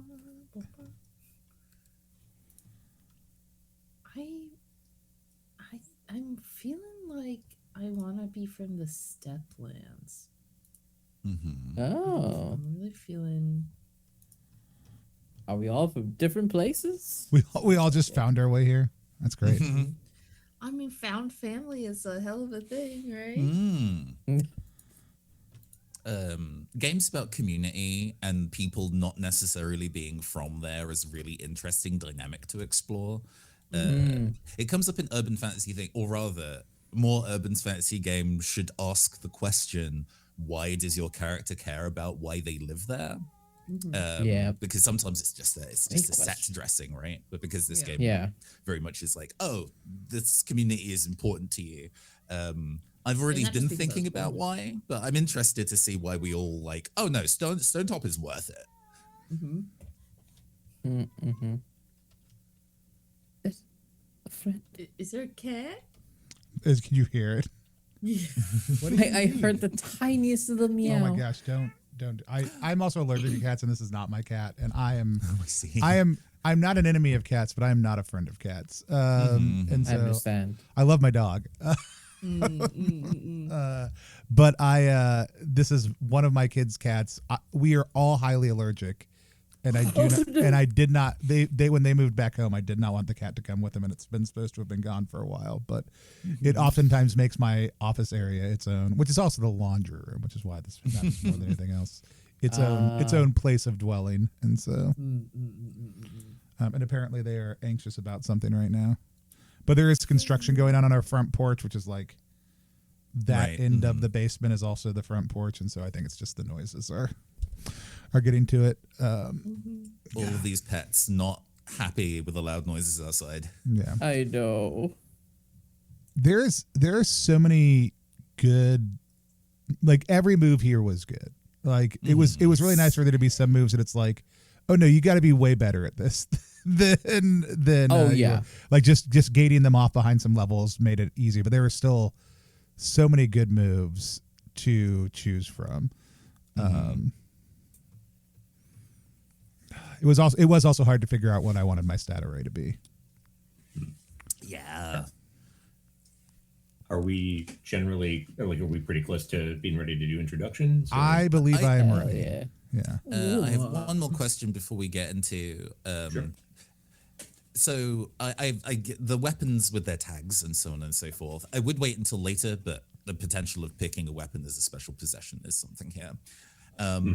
If I'm getting like lore, LORE control over what the judges are like, I was like, I would love the signature weapon to be like a polon, but with a hammer on the end instead of a blade. The idea being that most people will stop what they're doing if you hit them hard enough. But if you hit them with a bladed weapon, they're not going to survive that encounter. So having like, it has like the reach tag and forceful rather than close or forceful or reach and bladed. So the ability to go and switch that out, unless it would break things for you, would be delicious. All right, so you're, just to be clear, you're talking about the black iron one? Yeah, either the black iron one or in the kind of generic list of weapons that my character can hold. I would like that weapon to be like, it is a long-range blunt weapon, which isn't currently available on the list. Okay, so, I mean, effectively, you're basically talking about a Lucerne hammer, right? Because, let's face it, I came up through D&D, so I know my pole arms. Sure, I did not come up through D&D, and I don't know my pole arms, so I will trust your judgment. Okay, so like I certainly don't have any problems with it. It would probably be, so it would be basically a blunt weapon. It wouldn't have piercing. It would have reach instead of close, basically. Yeah, reach, and if we are going to give it forceful, it would also get awkward, which I think kind of makes sense. I think I maybe conflated forceful with whatever the blunt tag was, but either or is fine with me. Okay. I guess the big question is like, how big of a wallop do you want this to be? Do you want it to be like a type of thing? I do envision like a judge gavel on the end of a polearm. Okay, so just like a little. Yeah. I'm not trying to kill a person ever, but it's definitely enough to make them stop what they're doing. Okay. I can. Off the top of my head, that would just basically be reach, right? Cool. Like, it doesn't into that. Yeah. For damage tags for animal companion, is that just the ones that are next to the damage dice? Like there's like hand grabby, or should it be the type of damage that they do? Sorry, I'm trying to zoom in and see what we're talking about. It's been a while since I've dealt with an animal companion. So okay, yeah. If you see like damage D4 parentheses hand, then that just is a range. But if you're talking about, it just says damage tags up here at the top, and so I didn't know what. That's so okay. Yes, yeah. So if you like look under, say, or which type did you choose? Predator? I took Predator, and I'm gonna take a Drake because why would we not? Sure. So, for example, it would be for that one it would just be hand and grabby. But if you chose the option of damage is messy, Yeah. right, then that would just be an extra one that you would have added onto that list. And then I have a question. Can I make its instinct essentially like to preen and peacock? It's not a bird, but that's kind of the vibe I want to go for. Is that all right? It's not one of the lists. I just wanted to check in before I make that its instinct. Like, interesting. I like the idea that it's more concerned about people attention than I am. Oh, Dinosaur interesting. fish. Okay, so it's like it's a showbird basically. Yeah, is essentially what I'm going for. Like it wants to be seen and be like appreciated and like show itself off to people, whereas I am do not is kind of the vibe. Interesting. Okay, I think you have a feathered drake, by the way. That's great. I love that. Heck yeah. So like to preen and show off or something like that.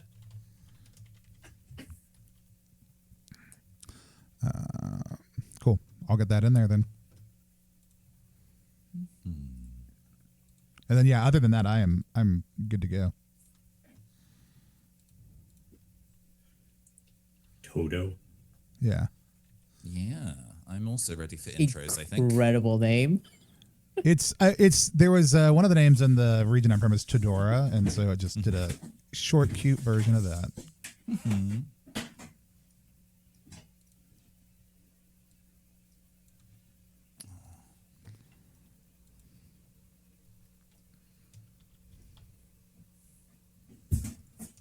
Okay, so is everyone done through to the introductions section, or is anyone still working? I'm excited and ready. Oh, go Darby. Go Darby. I'm so sorry. Everything's going so fast. You're fine. The Seeker is always the last one to be done. Okay, get it. I'm glad I'm not bucking the trend. And I think we were talking a little bit when you were gone, Jeremy. Inventory, we don't have to worry about. That's when we're going to do a thing. We Correct. do that. You can worry about inventory when the first time you do like step out into an adventure.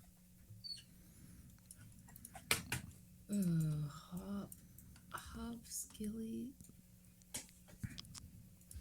Yeah, I think I went as animal as you can without taking beast bond.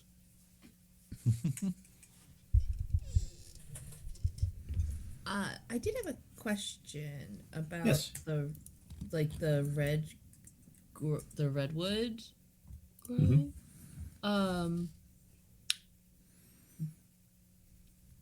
I wouldn't happen to know what potential goofy little guys that perhaps are listed in my well-versed section might have had anything to do with the red grove at all, or I mean, so the redwood effigy is from redwood, which comes from the red groves. So it's definitely connected, which means you snuck into one of the most sacred sites in the Great Wood and dug a mandrake out of it. Yeah. Is it like, would I know if it's like Fae related, or is it like Wild World and Spirit?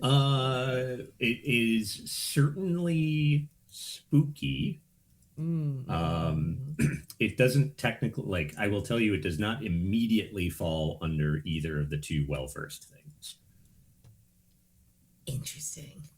It's it's clearly a place of power. You wouldn't be surprised if it was related to the Fae, but it could just be like nature spirits. It could be some Green Lord shit. Cool. Alright. Well, okay. Also, Walter said shut up. I didn't do this, but let's talk about alternate realities where I did. Would a Drake ever be big enough? Would a Drake ever be big enough to ride? Could I have taken a Drake as a steed? Cool. I didn't. You could have, but I didn't. That's fine. I was. There is a type of drake that is on the flats called a thunder drake, that is the size of probably a rhino, and they are known to, well, they're called thunder drakes for a reason. Yeah. Yeah, regular rhinos are not a thing to be messed with. So No, yeah. fantasy dinosaur rhinos. Ooh, surnames are a thing. I was like, sure, why not? But Surnames are a thing. Hold on. Oh, that's funny. Let's do that. like, I'm resisting my base instincts to do a punny surname that's like clearly related to lore in some way, and go for something a bit more grounded, I think is probably more appropriate.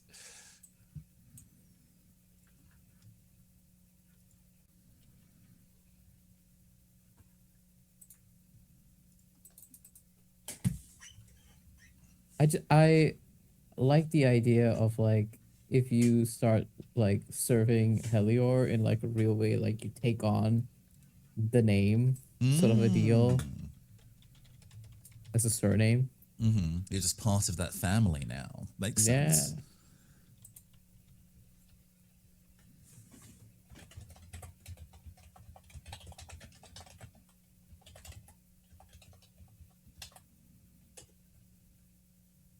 Squanch it back into the little box. Get squanched in there, please. Thank you. There we go.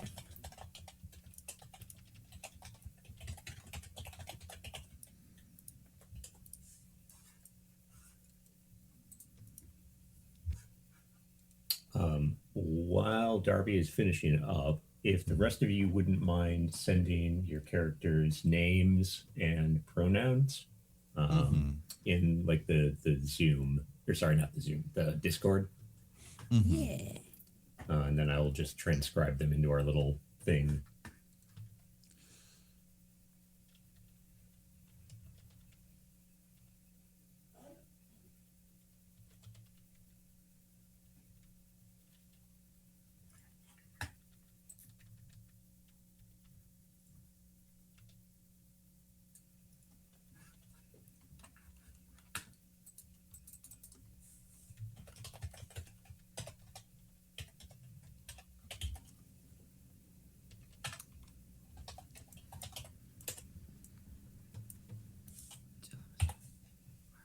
Excellent name, Tony.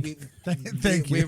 We're in full D&D surname territory here. I will commit to my bit. Absolutely. Yeah, I mean, Love I that. for me, small towns are all about like it's family names or that thing you did that one time is surname area. You Like did the- that one time. Yeah, the reputation you have gained. Yeah, I have a friend whose given name is I'm going to dox them fully. It's Matthew Shea. However, they're called by anyone who knows them from a young age, except for their mother, Cow, C-O-W, because one time they were driving by cows and they mooed really loud. And from that point forward, everyone in their family just called them Cow.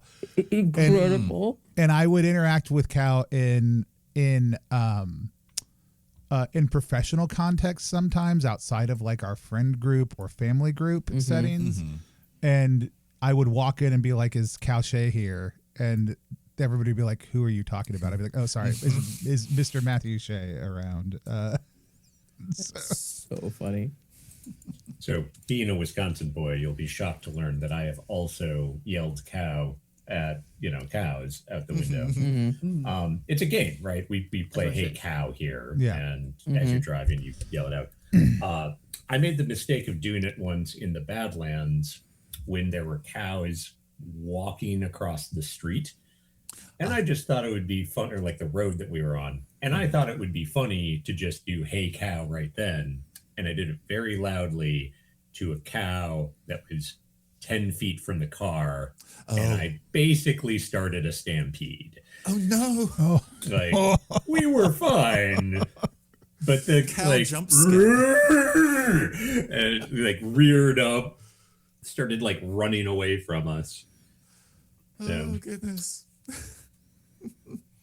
Terrifying. Just a question regarding for the major arcana section for me. I've got the questions for that answered. It says you begin to unlock the mysteries of your major arcana. Mark square or circle on the front of its insert. I don't know which. So if you look on that, there's the effigy has like a left side, which is the front, and the back side or the right side is the back. Okay. So if we were printing or playing face to face, it would just be a little like half sheet of paper. Okay. And so what it's basically saying is you have used it successfully once.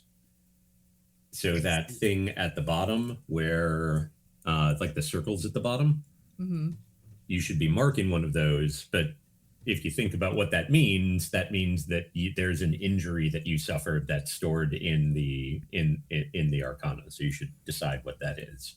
Okay. Understood. Oh, good. Oh, good. Oh, excellent.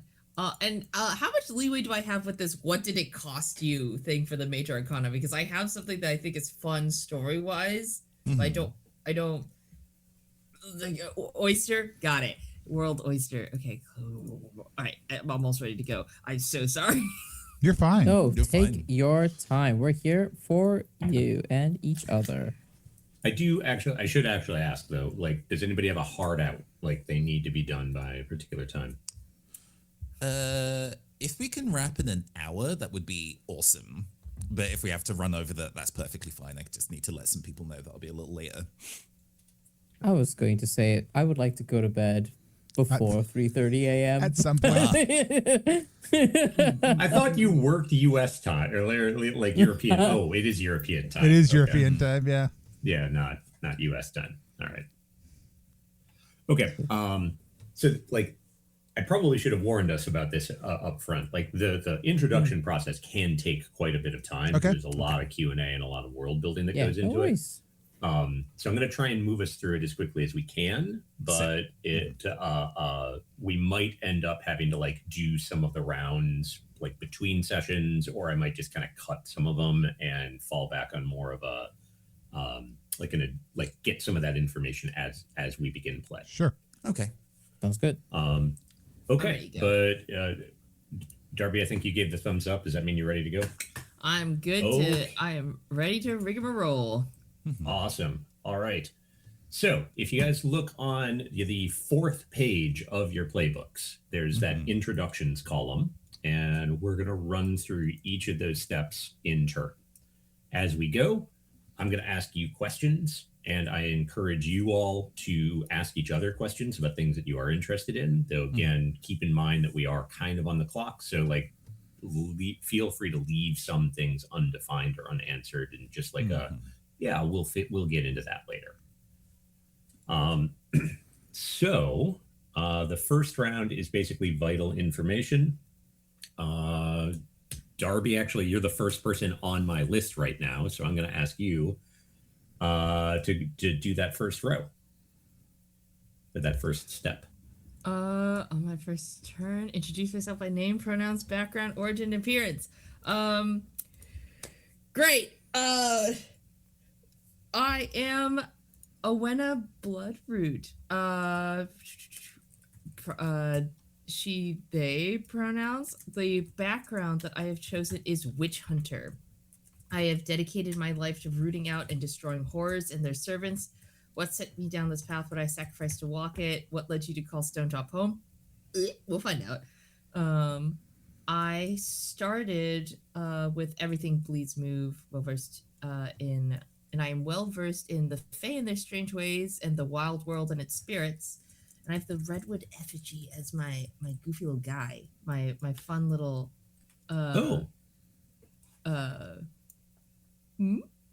Sorry, I didn't realize that you had changed your choices on well-versed. So it's the Fae and the spirits of the wild world and its spirits. Yes. Okay. I think I did that while you were in the restroom. My apologies. No worries at all. In which case, yes, the absolutely the Red Grove is a place of spiritual power for the spirits of the wild. Mm-hmm. It felt like as we were talking, and it's like the Redwood Effigy is from there. Just make kind of sense to just putz about in those areas. Background, origin. Origin, I'm from Stonetop. Okay.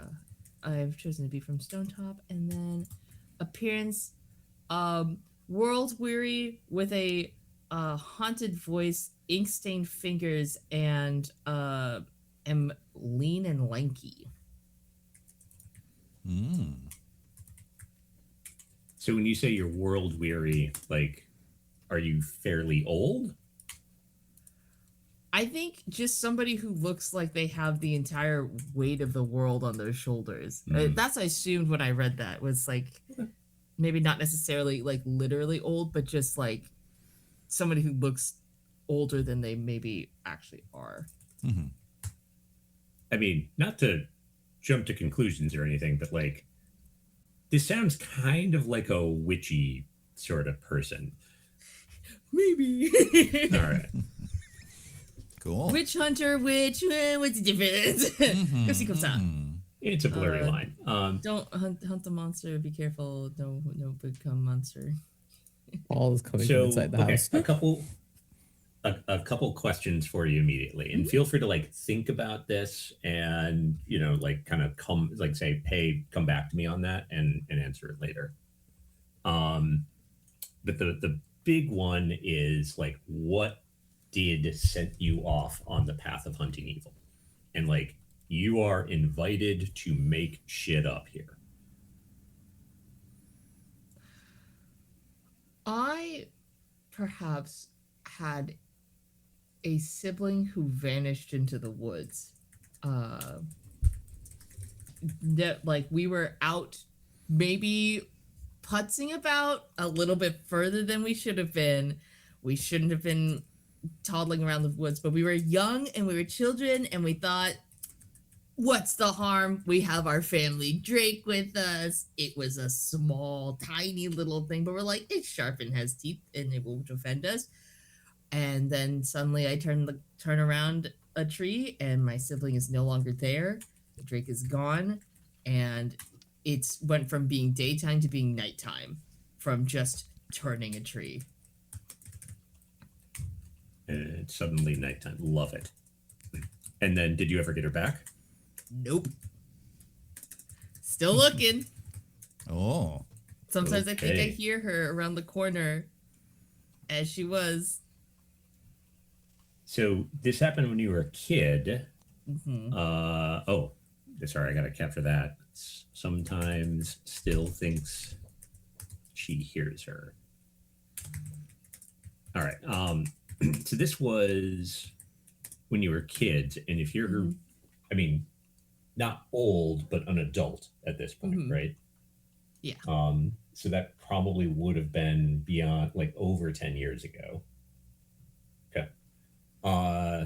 So I guess the question then becomes, how did you go from that to becoming as well versed in the fae and the spirits of the wild and the dark things in the world as you are now? I'm imagining just spent a lot more time in the woods, just kept spending more and more time in the woods. Perhaps the family was not super happy that my sibling vanished while we were playing in the woods. I was the one who walked out of the woods, not the one who was lost. So Can I make a suggestion? Yes, please give me. The forest folk would have still been around at this time. Could you have had like a mentor or like a friend that was of the forest folk that like taught you their ways? I would love that. Oh, and it'd be so interesting. Also, since the forest folk have like vanished too, an extra motivation is like, where did they, like, I lost my sibling, I've lost my mentor and their people, and I don't know what's happening. The forest has given you nothing but what you have taken from it. Yeah. Like this effigy that I tore from the roots myself.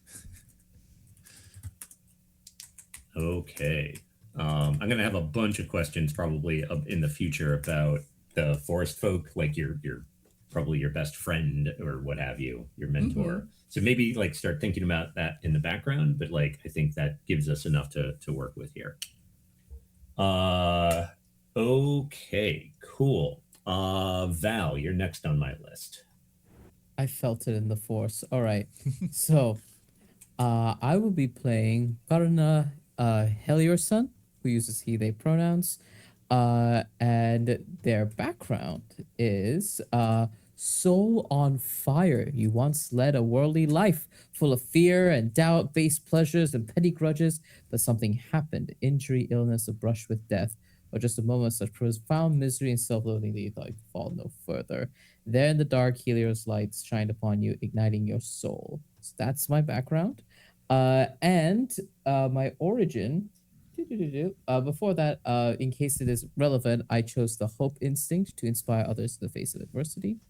In terms of my origin and appearance, Karn has a well-weathered look with a melodious voice, a beatific face. He's like this deep brown-skinned man with like such joy radiating out of him, but it is juxtaposed by the way he presents himself with this well-weathered look, this sort of like well-weathered skin and working clothes that he wears. He wears like the outfit of like a farmer or an outlander rather than that of a priest. And he's from Lagos. Okay. So that immediately brings up a whole bunch of questions, right? Great. The first of which is, are you from Lagos and moved here? Or is like your family from Lagos and moved here with you? No, I think Karn is from Lagos. Okay. And So that's what where brought you to Stonetop? the life of Helior, right? Like it's Okay. the living. I imagine Karn was like some sort of like merchant son, like someone who had like access to influence, had access to like all like base pleasures, like everything, and then I haven't decided what tragedy struck, and that has caused Karn's fall, leaving him with nothing, and having to and finding Helios Light brought him to Stonetop. Finding a mentor, then going to Stonetop is around the timeline I'm constructing. Oh, interesting. So you found a mentor that like taught you the ways of Helior? I think it's this sort of like you found the light, and then in following the path of the light, you find yourself a mentor, the teachings of the mentor, and then they realize, this is mine, this is my place, and because there's a whole section within the background when you praise the day where there's more details about your previous person. I think that person would have been Karn's mentor. Oh, interesting. So like the previous person was the previous light bearer. Yes, that's what I think. Okay, cool. Got it. So you put them in the path of the current light bearer or the previous light bearer.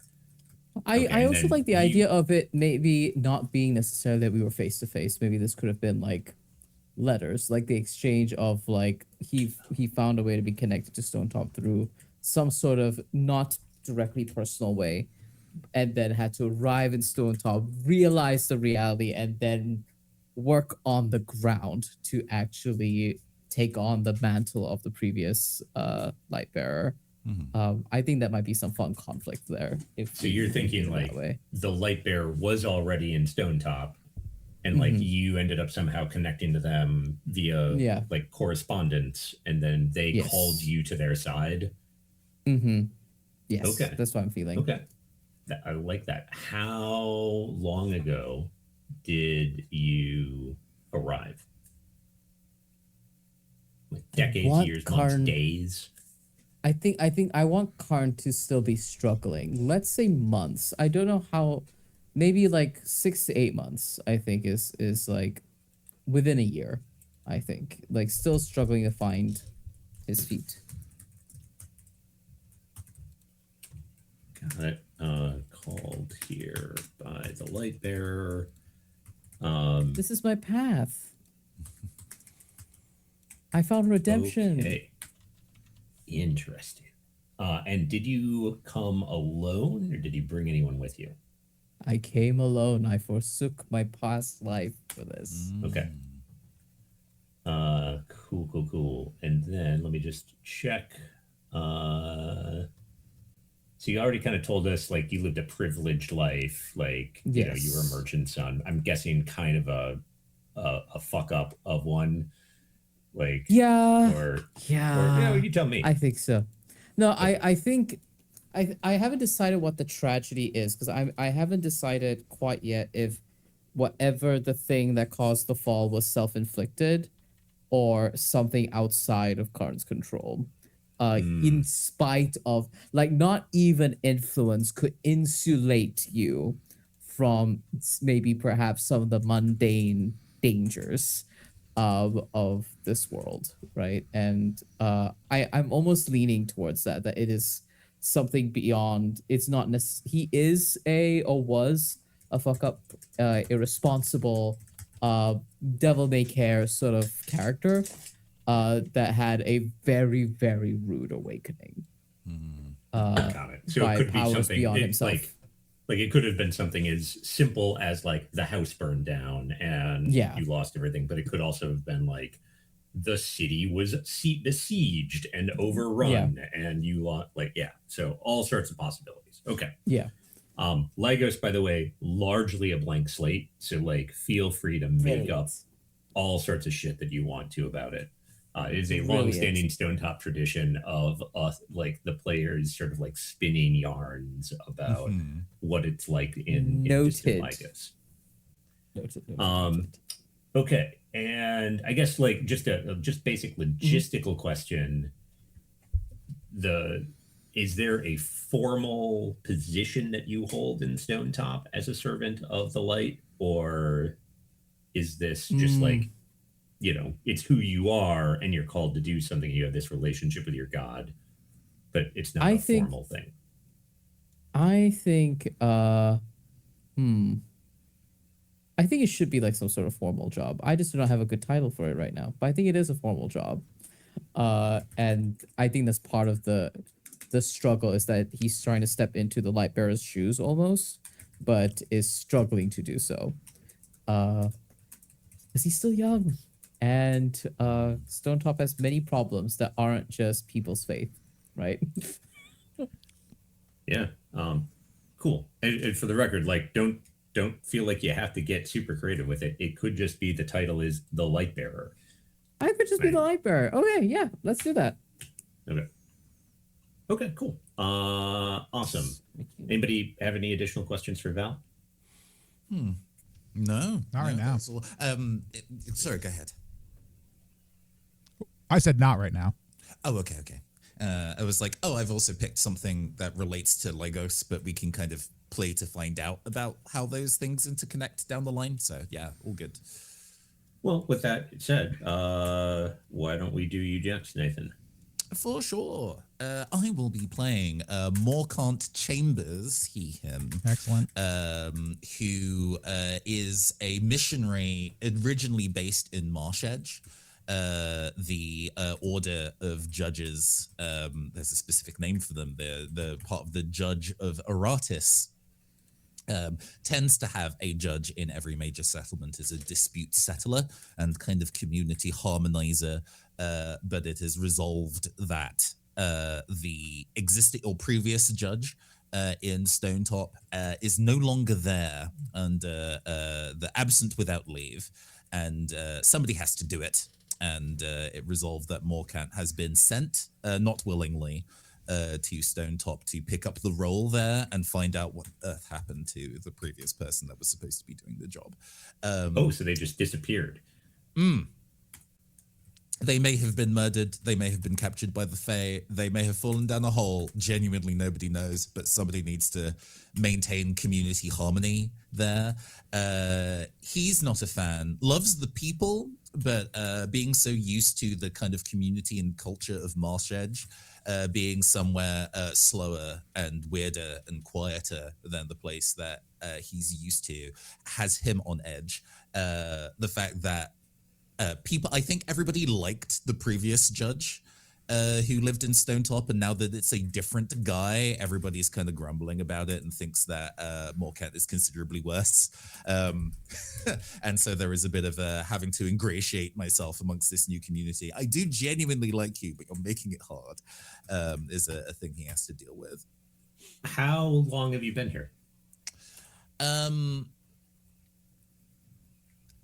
I want the solving of the mystery of whatever happened to this previous person be not a cold case situation. So it is a season max, 3 months. So like you basically have just spent the winter here. Okay.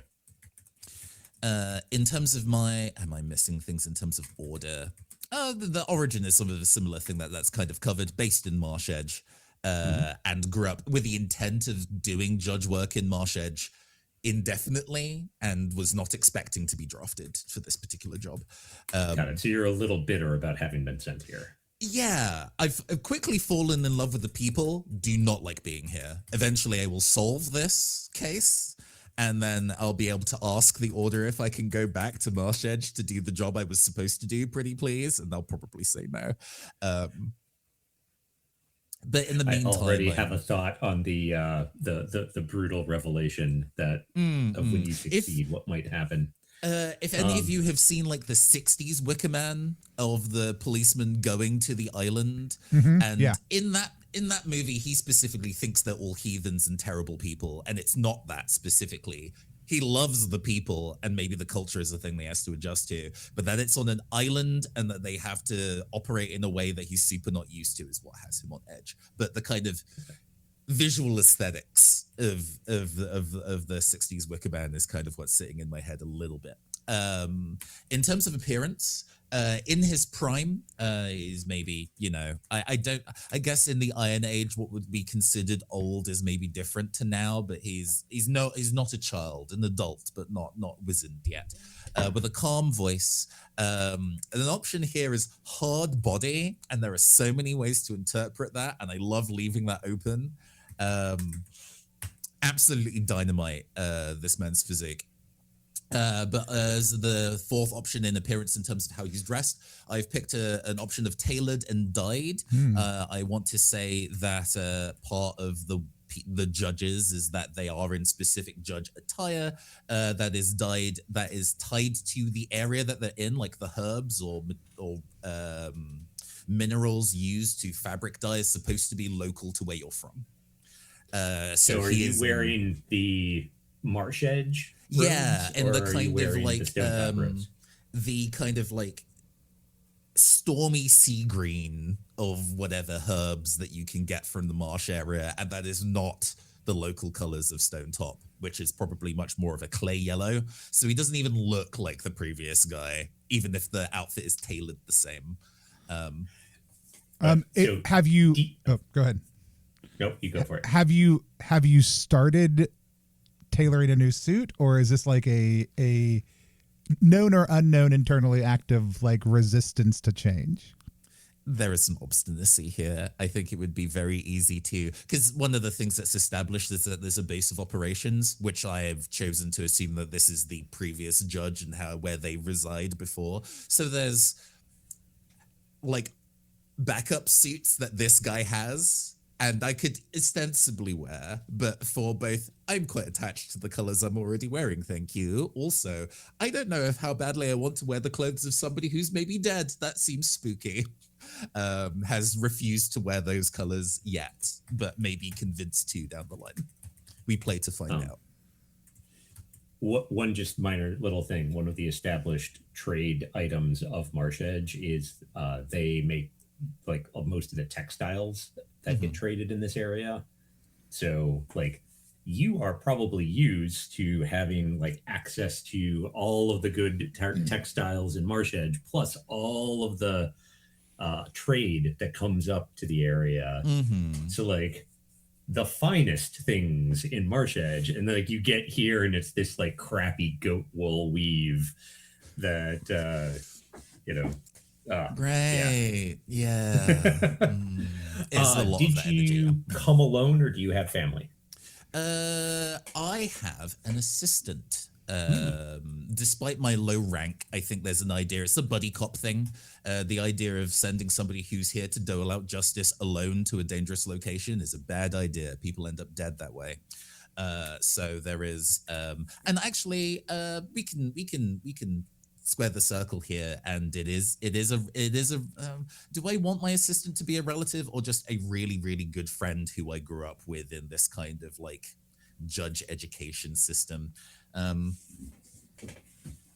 No, it's not family. It's just a very close friend. If they were hurt, I would also be incredibly upset. It's not like there's emotional distancing there. They're just not blood relative. Let's pick from the list of names. They are, they're from Stonetop and we're stoked about going. This is Neris.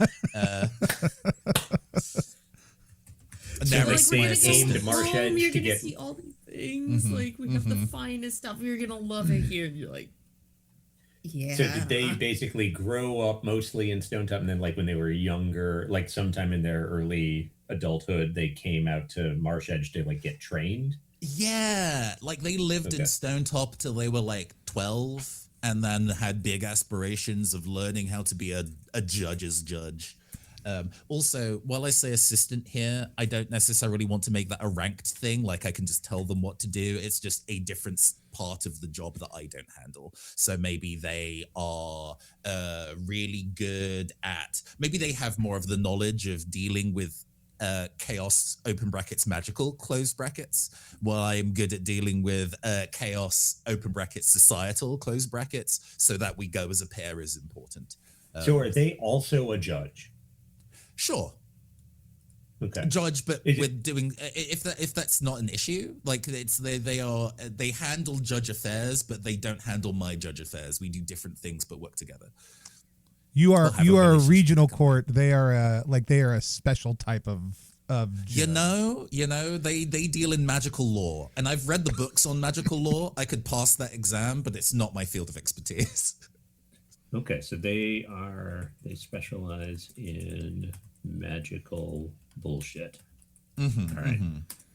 That judge I and do are think not that it is important that they are the authority is vested in you. Sure, absolutely. Right.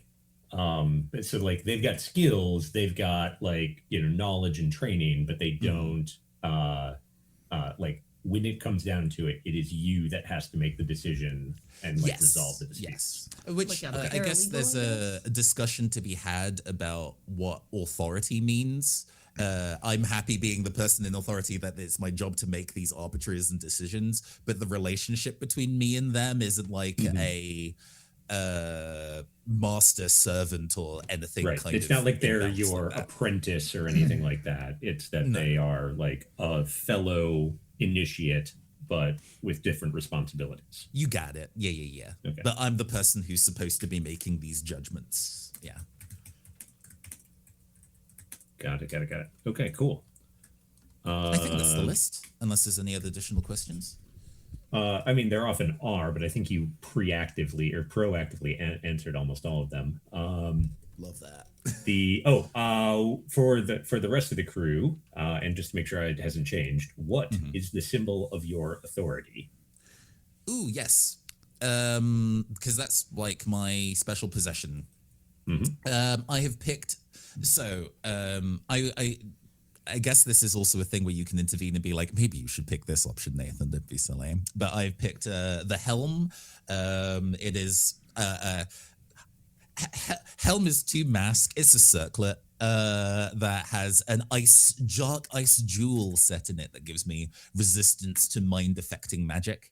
Our job requires clarity of thought, and the idea that somebody could pervert justice by just hypnotizing or possessing a judge would make the entire job pointless. So we all wear them to make sure that can't happen as easily. Okay, so that actually answers my question, which is that it's like a standard thing that a judge wears. Yeah, I think so. Okay. It's one of those ways the circlet of this previous guy is found broken in his home. How did that happen? Ooh, mysterious. It's not just that. It's broken and the ice melted. Oh, You know, hell yeah. there's kind of like, oh, there's clearly something. There's foul play as to reason why the previous judge is no longer around. I think it sets that up as a thing. I don't know. There's somebody in the town who does a lot of stuff with fire and flame. I don't know these guys. Yeah, I've definitely like had a nice chat, a capital N, a capital C, with you previously, and have determined that we're working together. I think it would be detrimental to have you permanently be on like a suspect list or something like that. That will just mean that we bicker in a way that isn't helpful. But we've definitely spoken, and I've ruled you out for now as a suspect in this particular arrangement.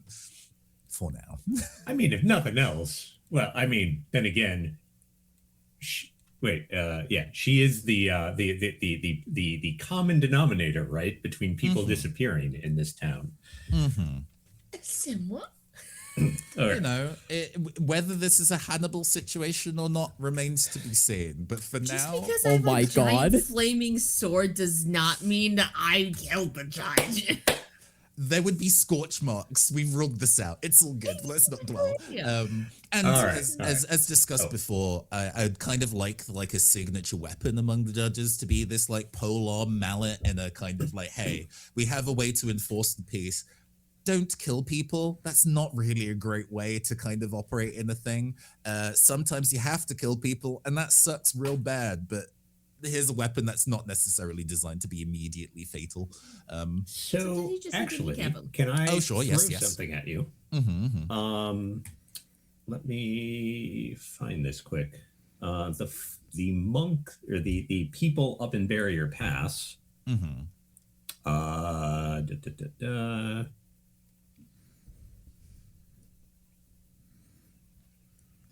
The Guardians of Barrier Pass, which is a place that is often associated with Dark Ice and with Law and Order. Mm-hmm. Their guardians have man catchers. Mm. Like, does that sound interesting? When you say man catcher, explain. Basically, what it's a pole arm with like a loop on the end of it, and the loop has like kind of teeth on it.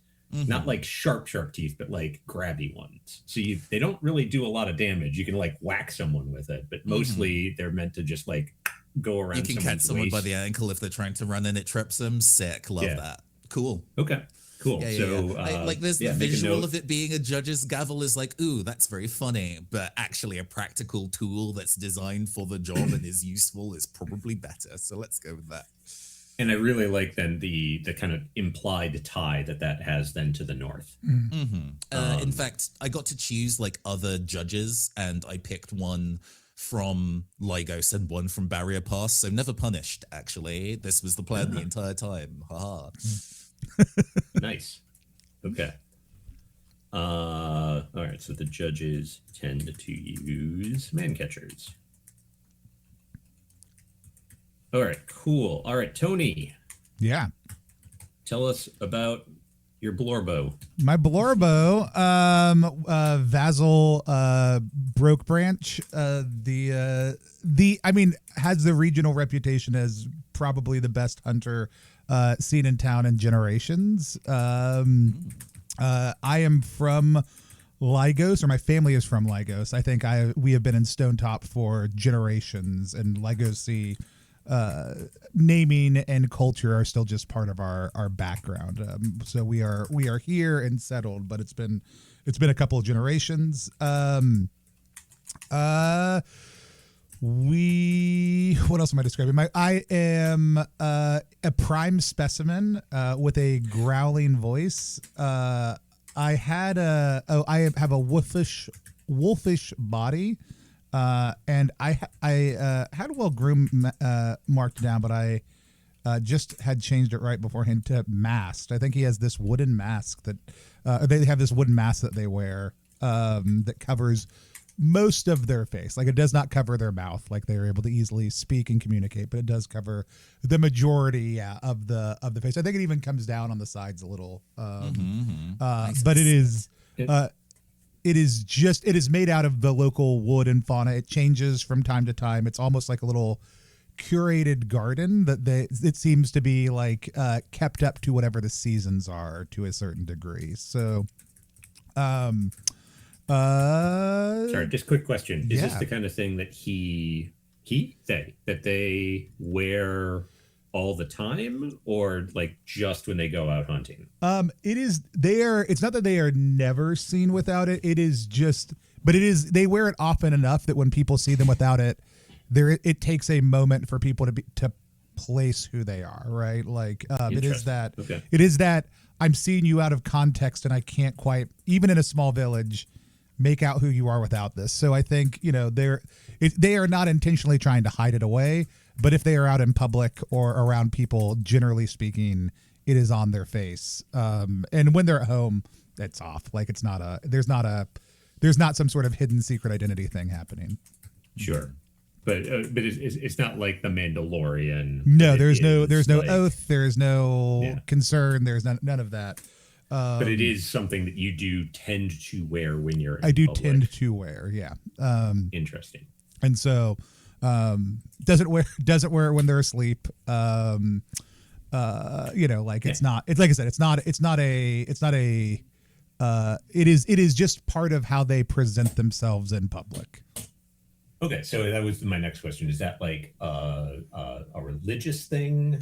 Is it a personal choice? Like it's just like a style choice? I think it is. I think it is because I think there is an intentional hiding of gender here, not because of a gender identity issue, but because they feel very close to animals and nature, and the tendency to not actually understand the gender of an animal is something that like feels really resonant to them. Like the fact that people will just choose a whatever gender they think based on the type of animal, or that they will use non-gendered terms. Like this is them feeling like a creature of nature and what makes them feel most comfortable, but is not also a like there's not necessarily anything like dysmorphic here. Like they are totally comfortable operating without it, but is part of how they choose to identify more intentionally with the creatures in nature around them. I did take wonder as my instinct, like just loves to go see and do beautiful things, like experience parts of the world that are not and then I'm an animal dude. I took animal companion. So we also have Toto, who is my feathered drake. They are slightly larger than a dog, which I also have 3 of. And they are definitely the pack leader for the hounds. They are the one who views themselves as in charge. They are big enough that no other hound can really have an opinion about that also too. So I've just got a gaggle of creatures around me all the time. Cause hounds are one of the items that I took as my thing also too. I also took husbandry stuff. I think this person's my whole vibe when I'm not in the village, like when I'm not helping with the field, like I am the person who goes out to like coax wild creatures to bring them back to be domesticated, to look for wild boar that can be pigs, to look for birds of the field and their eggs, like to work in cooperation with nature. But it is very animal focused. Like there are generations of, even at my younger age, there are now generations of dogs in the village that used to be wolves of the field that are kind of in and out also too. I know we don't have a ton of animals, but that's the vibe. It's like if someone's got a problem with a dog who won't behave, you're the person. I'm the person to come to. Yeah. If there's like if a cat or a goat is having trouble getting, you're probably the one that they call to like help with the delivery. I've got an NPC for that actually in my later on thing. I think I am the one who goes and gets them, and I think I could help with that, but I would prefer to be out in the woods, not in the village. Yeah. Yeah. Like I will bring them back for others to domesticate. That is your that is your job in the village. I am the retriever. I'll help with rations and others. Like I'll forage for other things when people need them more so than help with an animal. There's a definite like you're one of the predators vibe. Yeah. And, like Yeah, there is a wildness to Vassal for sure. That is very much the on the edge of domesticated like beast vibe. So I can picture your dino howling alongside the dogs you already also have, and it is the most frightening goddamn thing. Yeah, absolutely. That's when people come and they're like, "Hey, could you just get them to be quiet?" Like in a little bit. My special item is a composite bow. So hold that thought. We're gonna get to special. That's number 2. items That's right. Cool. But Any my other question questions for you? Is it sounds like you grew up in the wood, basically. Yeah, I think my parents are dead. So like I was old enough to survive. I was not so young that I needed to be watched over, but I immediately, already having an affinity for the woods, just took to the woods. And so I have been, let's say since probably 14, on my own. And would be in my, so around a decade, I'd go even further. You go further? Like 14 is basically a grown up. Okay, then let's go 10, 8. Sure. Yeah, sure. Yeah. Whatever makes sense. So I've been essentially living in and around the village for as long as folks can remember, but I don't have family in the village either. I suspect that one or more of the hunters of the village, like, kind of trained me and looked out for me, but trained you up. Absolutely. I don't think this is a necessarily, while I am good at it naturally, it was not an inborn ability in any way, shape, or form. This is something that all of them did, and it probably was not just one hunter, but like a number of them. Just kind of everyone checked on Vassal whenever they went out to go check the woods. It was like, hey, we're gonna check the nearby tracks. We're gonna check on the kid, and then we'll go out a little bit further afield to see whatever we need to do. I'm kind of picturing it as this like small community, because there's only like half a dozen, if that, hunters. So they probably were just like, well, yeah, this kid is obviously one of us. Yeah. Okay, cool. Have you, before they disappeared, ever met the forest folk? I think absolutely has met the forest folk. I think there's even like, trying to remember what they look like. I think there's a sense of the mask almost being something of a homage to the forest folk. Like, did they wear masks? Oh, that's fun. I think some of them wore masks. I think the concept of like, hey, we have pieces of wood that we have decorated around it was a common thing of the forest folk. I actually don't know whether it's clear to look at you just trying to, that's one of my hounds right there. I think it is unclear whether the forest folk wore these pieces of wood or whether they were parts of their body. Oh, interesting. What kind of wood? Do we think it's like redwood, maybe? I think it varied. I think there probably were some redwood. Like, is there a hierarchy in the forest folk of redwood bearing folks being special or important? I don't know. That sounds to be avoided. Don't they avoid super the fun. red grove? They warned people from Stonetop to avoid it. To avoid the red grove, yeah. I don't know that they avoided it themselves. But I think it was varied in the way that the local trees were, and I think it did change with the seasons also, which is part of why, like, I never saw, or they never saw Vassal never saw anybody never saw forest folk updating what their wood looked like. They have to in order to like keep that up. But it seemed like a natural thing for their wood to just shift with the seasons also. Gotcha. So all of the forest folk that you met had either a mask or a part of them looked like a mask. Yeah, it might be like a shoulder. Like it might look like a piece of their shoulder was made out of wood. It might be that like patching on the back of their hand. Like they had barky wooden elements on or around their body.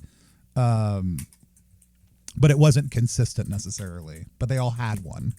Did we know each other through the forest folk? I mean, we would know each other because Stonetop is not a big, Stonetop, yeah. big place. I wonder if we interacted a lot. Yes, there's definitely. Yeah, I mean, I also think your sibling disappearing would have probably been a big, like, because I think there would have been a search party. Trying to think about what our age relationship is, but like if I was out in the woods around that time, there would have been people being like, "Hey, we've got to get the kid, like, you know, back into the village at least for a little while." I don't think that was successful, but I do think it was a major event. So you think you're older than I am? How old were y'all when that happened? 10. Yeah, so probably only by like a few years. So like, let's say I was around 13 when that happened.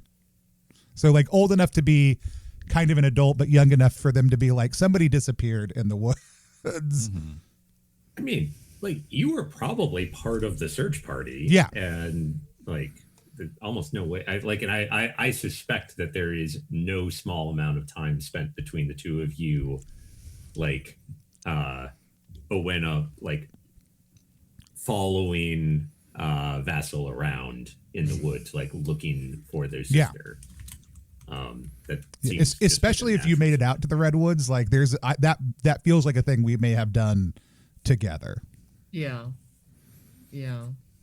Maybe we share a mead and reminisce about the forest folk and where the hell they gone. Okay. One last question for you, Vasil. What deed are you most renowned for? Oh, that's a good question. Most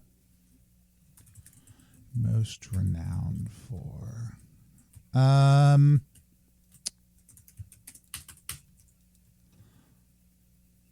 me look and think real quick. I think that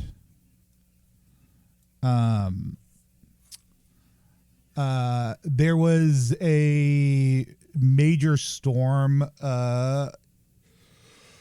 when I was around 16, and one of the two horses, or both the horses, broke loose. One of them ran into the great woods, and it was like people were worried, and I went out into the dark and found the horse. Like everybody else was largely stuck inside. Like it was the land was intractable. Like it was too muddy. Like there was no real visibility. And I went out in the woods and spent a couple days out there tracking down and finding the horse on my own and bringing it back.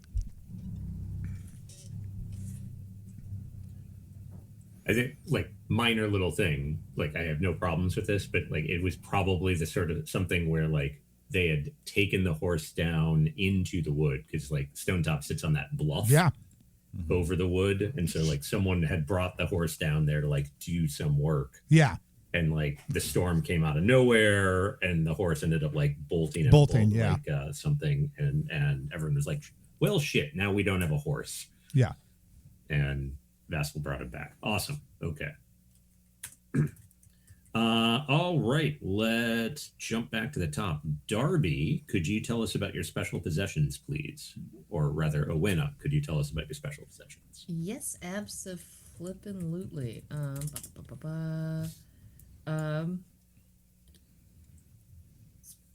Special possessions being like my redwood effigy and things. No, on the up top. There it is. Yep, top. Yep. Yes. I have scribe's tools, which are just part of my kit, off the cuff: parchment, ink, pigments, vials, quills, notebook. I also have a bunch of books and scrolls. I can spend a use to consult my collection and turn a know things roll I just made into a 10+, which is very cool. And then I have paraphernalia: crystals, incense, talismans, blood, bone, horn. I have a new Brazier's cauldron. It's cool casual stuff. Mm-hmm. Yeah. So follow-up questions on this. One, the biggest one is, who taught you how to read and write, and why? How literate are the forest folk? Oh, interesting. So the forest folk did not have reading and writing per se, right? They made a lot of glyphs on things. So if you're familiar with like Aboriginal stone art in Australia, I think it's kind of like that, where there's like markings left that they would leave all over the Great Wood that seem crude to an outsider, but actually have like an extremely robust visual vocabulary. So it's a pictographic language. Okay. Yep, exactly. So that was like, for the most part, that is what forest folk had. Now, that said, like, it's certainly possible that there were forest folk who like preserved the language of the Green Lords and, taught that sort of thing. But it's also possible that like someone in Stonetop might have taught you some of it. I do think it'd be so interesting to be literate, but only in the Green Lord's like text. Yeah. Okay. Would be so fascinating. I once had a D&D character who was illiterate in Common, could only read Dwarvish. Dwarvish was a dead language, so it's essentially like I could only read Latin, like that equivalent. I do love that, especially language is always so interesting, and like the preservation of language is always so fascinating, and being like a. Okay, so it sounds like there is someone from the forest folk who like a wise person from the forest folk that like taught you letters and okay. From a wise person among the forest folk. And is the books and scrolls like their library that you just sort of like took after they disappeared? Yeah, I think. How quick was their disappearance? Like, do they just like gone one day? No trace, no. So it is an established thing that we don't really know at the beginning of play what happened, but it's not established what happened or like exactly how it happened. So I will just turn that back to you. Was it a sudden thing, or did they like somehow like kind of just slowly start going away, and maybe like speak, maybe you heard them talking about it, but they like didn't tell you what was going on? I wonder, Vassal, how do you feel about this as well? Because you also have pretty strong ties to the forest folk. I mean, I like the idea that they're like, I think the two of us would have noticed that there were less of them like over time. Like, maybe not first right away. It's just like, oh, there's not as many forest folk out today. And then like one or two people missing from like the usual crowd. I was also thinking like it was just kind of slowly like a couple people missing, couple people missing. And then in my mind, one day we go and then it's just like, it's just gone. Yeah. Gone. And went from being like, just to throw a number, like just to like a perspective thing. It's like you have 100 people, and then suddenly went from like 100 to like there's like 80 people here. Yeah. Then And, it's like and no one notices the 62. difference between 100 people and 80 people. Yeah, and but then you notice the difference between 60 and 0 real fast. Do we think it happened over? So there was tapering. Yeah. That you weren't sure about. And maybe they were like whispering about it, but they didn't tell you anything. And then all of a sudden they were just gone. Yeah. Yeah, because especially for Owena, it still, I think, would have been pretty young. Like, not like a child, but like younger. And so Vassal may have heard more, but Owena definitely probably wouldn't have heard, just would have heard in like whispers what they may have been talking about. Like, oh, so-and-so didn't come back, or like, we haven't seen blah, blah, blah this for so long, or me asking where somebody went, and then like the adults sharing some weird looks and being like, they're just out for the day. They'll be back later. I am picking up what you're putting down. Yeah. Yeah. And then just coming back and it's like, they're gone. where the fuck are they? Awesome. Okay, cool. So then the kind of flip side of this is, how do you earn your keep in the village? Because like you are a weird, witchy, like hang out in the woods, know the ways of the forest folk type of person, but also I get the impression kind of obsessive. Mhm. Like, are you a forager? Are you a healer? Or like what is your role in the village? I wonder if like an apothecary type would work.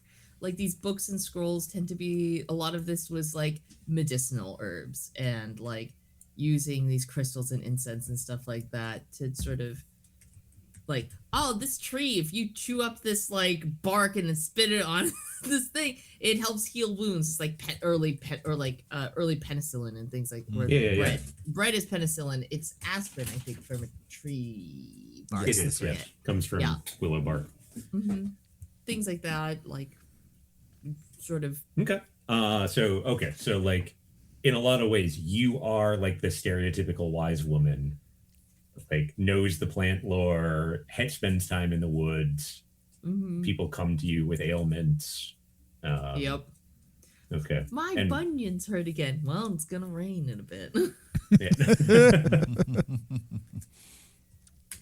So put up your buckets.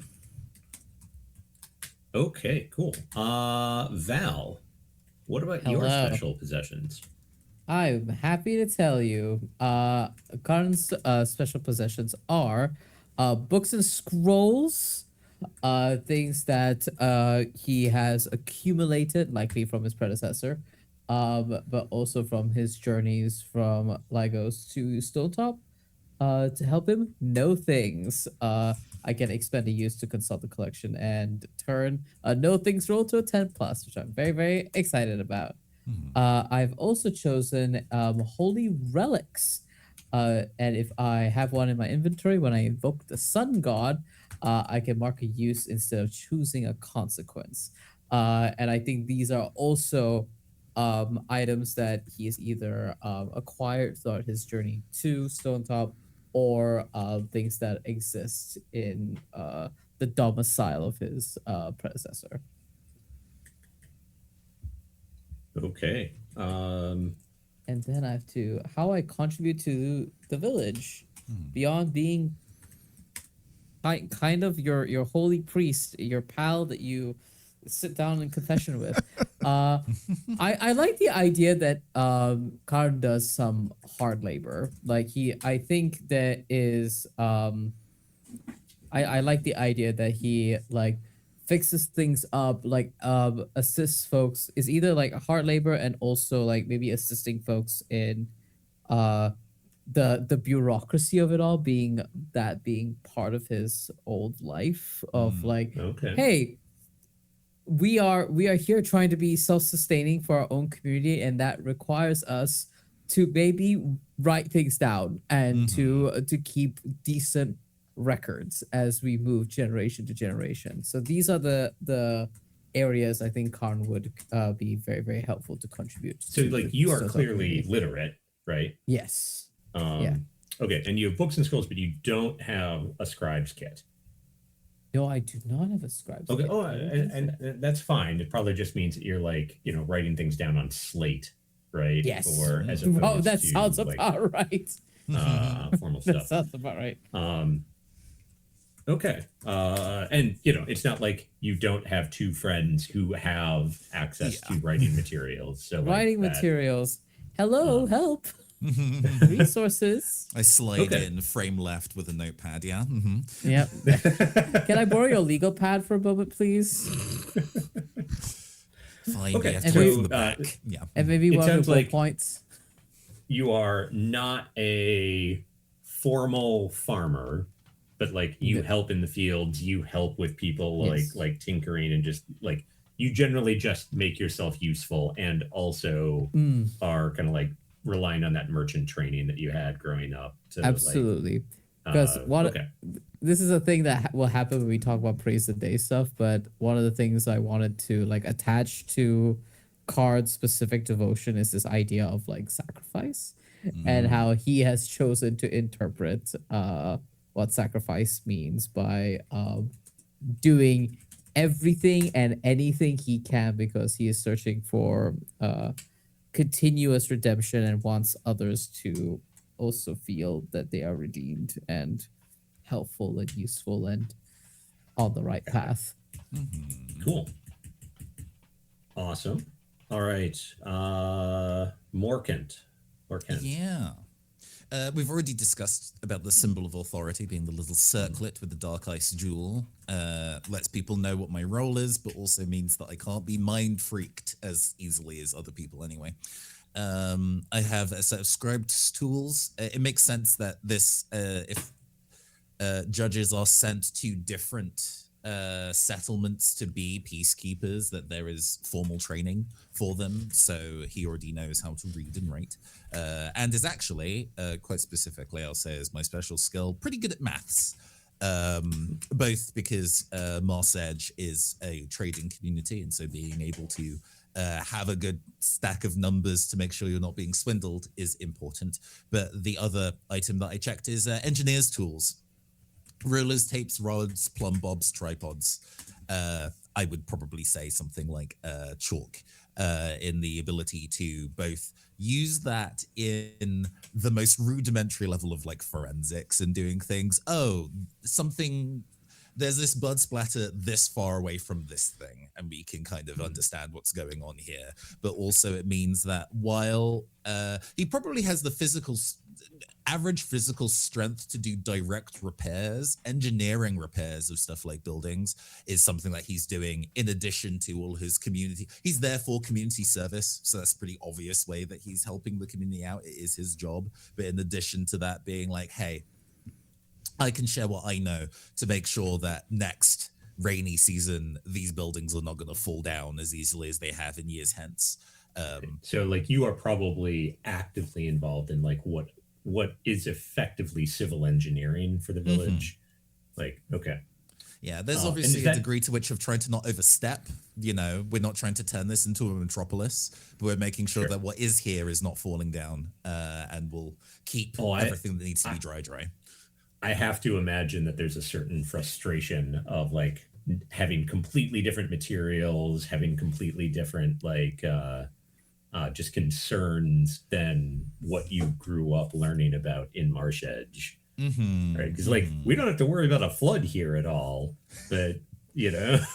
Yeah. If you've ever even like come across a registered, like the US also has the idea of registered buildings, right, where you just can't change them for something else, but they also need to be repaired. There's like churches and religious buildings like that made out of sandstone in the UK that obviously with modern acid rain don't stand up to them well at all. There is the Minster in York that is constantly under repair because as a registered building, they have to keep replacing it with more sandstone. They can't make it out of a more resistant material legally. And that's just a thing you have to deal with in the engineering of it. And I think in a very similar space, it's like, no, we're not making your buildings out of a different thing. I'm just making out of the same thing in the way that I think will be a bit more resistant. It's fine. Cool. Oh, the UK. It's not every building, but hey, we made a very important religious building out of a very insensible material. What can we do? All right. So, okay, that's pretty clear to me. Like, you are a pillar of the community and for like organizing the community, even though you are still struggling to like fit in and like get used to how things genuinely proud to do the work and wants to do it. It's just hard. Yeah. So I kind of think that since this is something that you really just got here, right, just a few months ago, I think that it's fair to say that this is like an established job of the judge, and it's like you haven't really had to get into it yet, but it's expected of you, and just kind of part of your training, part of your responsibilities. Yeah. That makes perfect sense to me. Cool. Generally judges are responsible for civil engineering. Cool. Now you're a missionary. Doesn't that also come with what is it? There's an aviary as part of the things. So there was the option for me to go and take specific like bird handling gear, which I chose not to. I mean, aviary post office in Stonetop sounds delightful, and I love that if we can have one. But it's not necessarily a personal skill of his. Gotcha. Wait, actually, hold on 1 second, because I thought that might have been something that you just get for free, but I could be misremembering. It's not marked as a thing by default in my special possessions of like. It's under your background, so you have an aviary in addition to your usual choice of. Yep. Oh, so I go and mark it for free that way. I can. Reading is important. It turns out that literacy is an important skill in tabletop RPGs as well as counting, and I have neither of those things. Cool. Multiple skills at once. Yeah, we indulge in the fantasy. Morkan is good at math. I mean, you literally build the character that you said is good at reading and math, and so like this is your power fantasy. We live out fantasies. Cool. I also have the aviary. I assumed that those were separate bits and pieces, but cool that I also get that. So yes, I am also I get. Then hey, I love the fact that the judge is putting on essentially all of these different, almost like a pseudo mayor, and is doing all of these different jobs of keeping the community running. I'm also handling in a very strange way like specialist mail. And that's great. We thank you for your service, sincerely. Yeah. Am I allowed to? It's not necessarily a personal star for me, but I'm glad that we have dinosaurs as a thing. Are these... Somebody's going to... Well, actually, I know that pterodactyls are not dinosaurs, but dinosaur delivery service just to kind of make this full circle here? Or would that be like a mechanics issue if these birds be big? I mean, they're not... They're not big enough to like carry parcels. But like if you want to say just for flavor, like it's a little dragonette instead of there's a little dragon roostery that we're delivering the letters to and from in, just so we can commit to making sure that dinosaurs are a big part as of present as possible. Here. I mean, I'll be the guy that says, but birds are already dinosaurs. No, I know. Okay.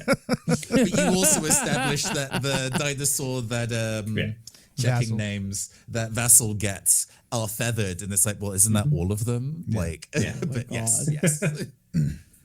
Okay, so speaking of Vassal, special possessions. I have a composite bow that I can. I'm good at it. Theoretically. And we already talked about. I picked hounds so that I have a pack of animals. They're good at tracking, keen-nosed. They have an instinct to give chase, and their cost is training. I also have trapping gear, snares, pelts, musk bait, etc., to help with foraging. Okay. And so. Great. And then, like, clearly, you make you are one of the hunters. I am one of the hunters, yeah. And so like I said, this specializes on catching animals specifically, and bringing them back for others to domesticate or eat, whatever. It's fine. So I love that you wash your hands of it the moment it's handed off to somebody. Yeah, once they're back in the village, that's somebody else's job. Okay. I know we're at 1 o'clock. I'd like to do the world building piece together. If folks are okay to go, but if not, I'm okay to push a little bit. Yeah, and I think thanks for being flexible on that. Yeah, but, absolutely. For future, I would plan on us blocking out 4 hours and planning on playing 3 to 3.5. Does that make sense? Sure. I was Boo Boo the Fool and assumed that the session 0 would be comparatively shorter to the sessions themselves, so I booked something a little too close. No, afterwards, that's fine. I just wanted to give a sense of timing for everyone else to keep us all on the same page. Yeah. Sure. However, I got to empty my bladder. So cool. Like, can we take like a 5-minute break? Let's take a 5-minute break. Yeah. Everybody stretch. Okay. We'll be right back. I don't actually have to tell anybody that, but I'm going to in case Quinn leaves. So good too. In case Quinn leaves it in the edit. And we are back. Hooray! Hooray! All right, so Let's do it. the next round of the introductions is the world building and part of it. So each of you has to the left on your playbook to the left of the introductions column, there's a section where your playbook is invited to kind of make shit up.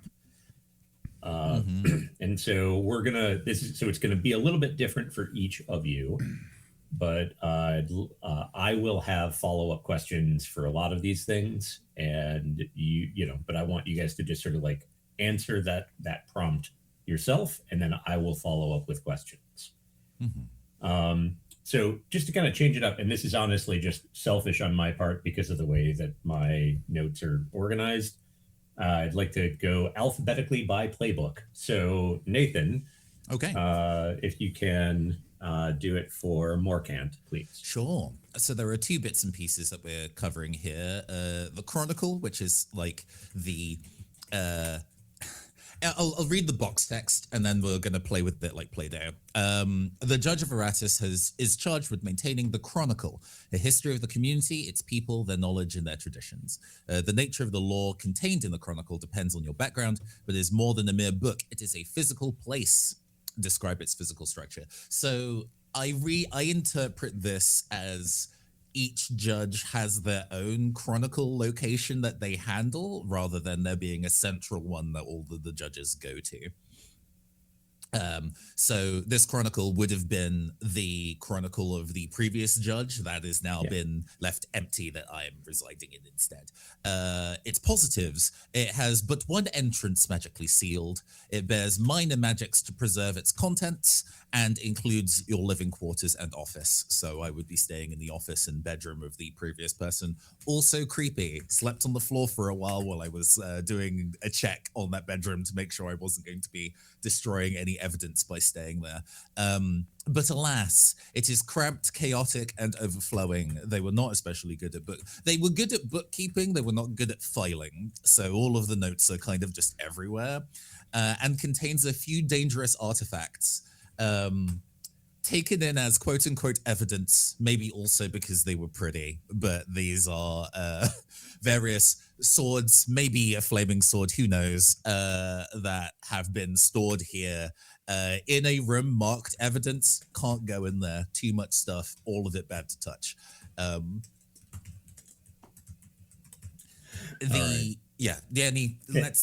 Questions around that?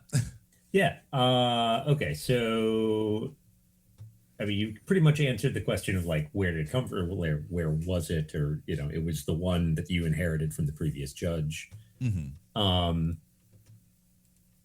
Where is it located in Stonetop? Like, is it central? Is it kind of like out a ways from town? I'm gonna say that it is near the public house, and so I have to deal with the noise a lot. Okay. But it also means that it's easily accessible, so when people actually come to the judge to ask for help, it's not hard. Okay. Physically, what do you think it is? So, like, most of Stonetop is built out of, like, the homes are stacked stone, with like, various bits of mortar and reinforcement, because the village has this abundance of old work stone that from the ruins that it was built on. And in particular, there's like an old wall out at the edge of the fields that's just must have been an enormous rampart. And when we need building material, we just basically like someone goes out there and digs up a little bit more. And then of course you got field stones and other things like that. So like most of the village is that kind of slapped together, stacked on itself stone construction. But there are also the foundations, or in some cases possibly even still standing, old maker ruins. So with that in mind, what is this place like? Is it... I definitely envision like the Celtic Iron Age style rounded house with the kind of conical thatched roof on top. even though Morcant themselves is trained in magical affairs but is not necessarily a magic inclined person, this building is slightly strange. I think the big central column that makes the conical nature of this happen is made of like a gigantic it's not like wide, but it is like this thin shard of stone that is the thing that's propping up the middle, has a weird magical property to it, which is probably what is warding the building from like and is protecting. With the amount of paper in here, externally it looks like wind and rain should mold everything inside, but it remains pristine, and this kind of like central stone shard is what is keeping it all safe. Cool. But otherwise, like around everything, like the construction of the walls, the ceiling, it's like any of the other buildings and stuff. Yeah. It looks pretty ordinary external. I will if for those who haven't seen like what a Celtic roundhouse looks like, I will put a picture into the chat for reference. Lovely. All right. And then as far as the chronicle containing dangerous artifacts, what did they look like? Give me one or two of them. Just like what are they physically? Sure. Okay. And feel free to make shit up. Yeah. Of course.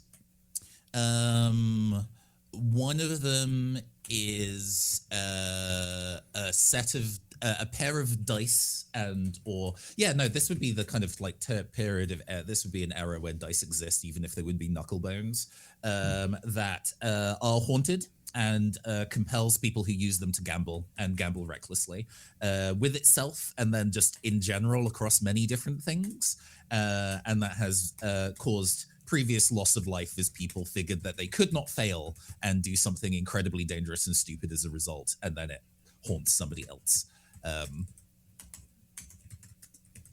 There is also, I would say, a cooking pot that was originally in an instance of like, it's been the idea of like cast iron seasoning, like, it's been used for ages. The flavor in this thing is incredible. It's true. Also super poisonous, not magical. They just cooked something super dangerous in it, and now that iron is permanently tainted.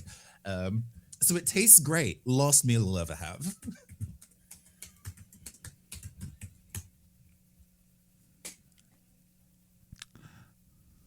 Sometimes sometimes the investigations are mundane. Tastes great, but it's the last meal you'll ever have. Okay. All right. And one last question. Who all is welcome in the Chronicle? So, if you'll allow, I think there are two. The Chronicle is split kind of neatly in two. There is essentially the front, so people who have a request can come in and speak to the judge and freely and so on and so forth. And then there is the back where people are not allowed to go into at all. If there was any kind of restriction of who could go into the Chronicle, people who don't live in Stonetop can't get inside. Or at least not without anti-magic fiddling. Yeah. So like that magical seal on it, like that's the part to the back half, and you can't get in there if you don't live in Stonetop. Okay, so I love the idea that you had to like commit to living there before I can even do the job at all. Absolutely, Yeah. that's how you get committed people. And like your quarters are probably in the front half. Well, they must be, because otherwise you couldn't have lived there. No. We can twist the knife here. It took a while for me to access the bedroom at all because I needed to commit to living here before I can live here. They just thought you were really committed to your job when you're sleeping in the receiving chambers. Yeah, at like the front desk. Week. Yeah. They're like, oh my god, actually you're like working so. This is how you ingratiated yourself to some people. It's like, I'm just working so hard. You're sleeping at your desk, like you not even going back to your chamber so you can be comfortable. You're like, yeah, by choice. 100%. This is what I want. I want this. I love sleeping on paper and ink. Which, can be played for silly, but also in a kind of like, eventually, I guess, yeah, it was those things of like, oh, this is a job I want to do, but I don't want to do that. And then over time, the things that I am willing to do have kind of opened up over time, and that is also committing to living here. Oh man, I love the idea that your assistant, Darius, like he was able to just pop right in. Go back. Right? You sent him back to Great, get I'm home. stuff. That is beautiful. Yes. I'm so locked in right now. Can you go back and grab that for me? All right, What do you cool. mean you can't find Tell this us about the form? lawkeeper before Yes, we move on. indeed. So the lawkeeper, her judges say that Aratus has been with humanity since they first stacked one stone upon another and called it home. In the Stonetop's Pavilion of the Gods, there is a marker there, so I can't see what's underneath it. But basically, the god of law, as it is, or the location of law, is a hub of the community, a place of frequent rites, petitions, and celebrations. I specifically don't want this to be the police. So their motivation and their magical imbuement to do things is out of a love of the community, not necessarily out of a love of instilling a fear of justice. The idea of restorative justice is a thing that is a goal for the lawkeepers as a whole. But obviously, like in all difficult moral situations, sometimes the solution is to kill a thing or a concept or a person, and the lawkeepers are instilled with the ability to do that. Nobody is happy about it, but it is a job that we have to do very, very rarely. Of her true disciples, Aratus demands truth, honesty, and forthrightness, hospitality freely given to all who ask for it, and an adherence to strict rules of diet and dress. To get ahead of that third one, the dress, the reason why Morcat is wearing something that is ostensibly tailored is not out of a like, I just want to be a snappy dresser. It's just the visible vestments of what judges are supposed to be wearing. That's super cool. I just also want to add, like, there are true disciples who are not judges. Like people who are just like called to be, you know, like feel a personal relationship or devote themselves to Aratus. Okay, we'll extend. I think then the thing I mentioned earlier about the die being local to that community, that aspect is true of all people who are related to Aratus. It's the idea of being willing to wear your community is like a large part of it. In a way, Morkan being very reticent to wear Stonetop's colors is probably actually in breach of the faith in a way. I'm playing in the same way that you can ask a rabbi or religious figure about a kind of like the letter of the law, and it's kind of like, hey, well, so my character is from Marsh Edge, so I am staying true to my community's colors. But you could argue that so on and so forth. So wearing your community is a really, really large part of being part of Aratus. I think that is in terms of diet, keeping a record isn't just the nature of being good at writing or being taught to write. There is also an altered state of being that is necessary for writing things down.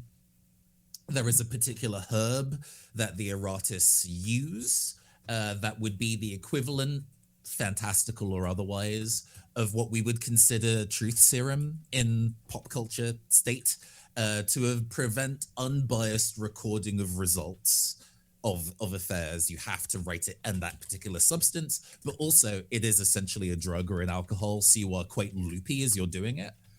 You are clear in clarity and objective, but if somebody tried to talk to you or you try to go and do something else after the fact, you're probably a mess and are definitely going to say something that you would rather keep to yourself.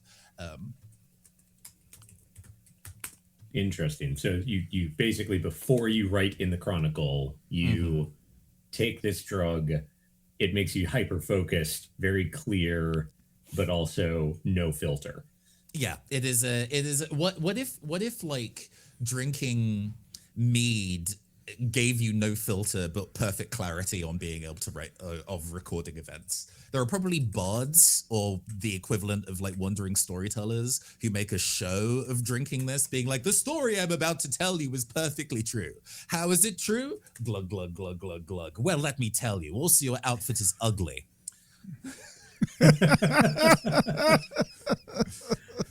Awesome. Okay, cool. Just to kind of keep things moving, let's pop to the light bearer. Absolutely. All right, time to praise the day. All right, so I'm going to tell you all about Helior the Daybringer, god of the sun and light, beacon of hope and mercy. So, the worship of Helior is ancient, widespread, and well-known. I love the idea that this is an established following. He is specifically worshipped through fervent dancing and pain and sacrifice. I wanted to choose things that can be widely interpreted and utilized in very, very different ways. How do you define pain and sacrifice? How do you determine when you are dancing is fervent enough? You'll see. Also, I just love the idea of putting my guy into a dancing position. In Stonetop's Pavilion of Gods, Helior's shrine has recently been restored or established, perhaps by you. My idea of this is that in the time since my predecessor and me arriving to meet them, there's been some disrepair or some abandonment that he had to take on and fix up. My predecessor, the previous light-bearer, wrote many works of sublime beauty. I believe this is the way that Karn connected with the light-bearer, by finding these works and writing in with questions and meditations on the mysteries of Helior. And I think because it's fun, that the previous Lightbearer faced one of the things below. And fate uncertain. He arrived in Stonetop expecting to meet the Lightbearer, expecting to be appropriately mentored and brought into the practice of being Lightbearer. Stonetop, apprentice, and was thrown immediately into the practice of it. And Karn came into... You go ahead. You got here and they just weren't there? Yeah. And I was told... I like the idea because there's going to be an NPC. The sister in waiting named Tefni, Tefni, was the one who delivered the news to me when I finally arrived, because she did not have the means of contacting me like the previous librarian did. Perhaps she was not as literate to write the letters and or does not know what my location would have been for me to receive it. And I think Karn came to his powers. I'm really imagining. I'm still trying to decide what this tragedy is, because I do want it to be like something physical. I think I want it to have a physical toll on Karn. I just haven't decided what that is yet. And I think in that sort of like downtrodden moment, Karn sort of like sequestered himself away, like really had to sit down and think about his life. And after being visited by a servant of Helior, was brought into the faith after I think he like witnessed a vision, reached out and like tried to meditate on it, and then met a servant of Helior's, and then got brought into the faith that way. So like you sequestered yourself after the tragedy, yes. And like while in that sequestered state, like when you say a servant of Helior, are we talking like the Archangel Gabriel appeared before you, or are we talking like a plausibly deniable person came? And I think a plausibly deniable person. Okay. I think I like since we're playing around with the theme of like significant people disappearing in one way or another, I think a fun thing for Karn to also experience is that a lot of the milestones for his faith have always had to be internally progressed by him. And what they like, they are shown the river, but they're not told to drink, right? Like a servant of Helior, like set Karn down the path, but it was Karn who found the light bearer, right? And then Karn goes to the light bearer, but it wasn't the light bearer that told Karn to take on the mantle. Karn took up the mantle, right? It's this sort of like ongoing theme for them. I think would be really fun to play into. Okay. Like, I don't feel the need to like fully flesh this out, but I like that idea of like after the tragedy, you were kind of off on your own. There was this almost serendipitous encounter with someone who pointed you in the right direction. Yeah. Maybe it's like they left this book of poetry by the I think so. From the light bearer, and like you took it on yourself to like find it. Where are they? Where did are end they? up? I want to ask questions. I have, I've annotated this book.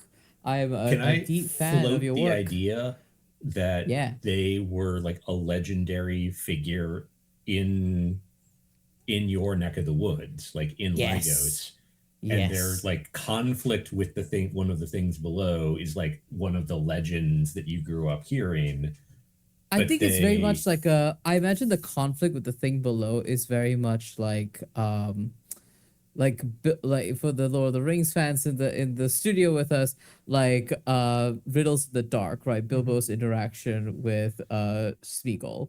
It's very much like it's this sort of like intellectual light versus dark, sort of like witty, clever, like almost spiritual moment encapsulated. And obviously like it started off as this like the smaller interaction, but obviously by the time it reaches Lagos, it's like it's blown up in its like surreality, like some it's mystical and religious, and it's like I imagine it's like regarded in paintings that he might have had. It's this sort of like legendary moment that's like captured in amber almost. I really I love like it. this Tell me. idea that this encounter happened 120 years ago, right? It's like generations ago, and there's no way that this guy could still be alive. And no one's seen him or heard from him or anything. And it turns out he's just fucked off to the edge of the world and like has, been this doddering old man in Stonetop that's just, everyone always knows that he's, he's just been around forever. But, and then I love that. By the time you got here, something had happened and he had just disappeared. Yeah. I like that a lot.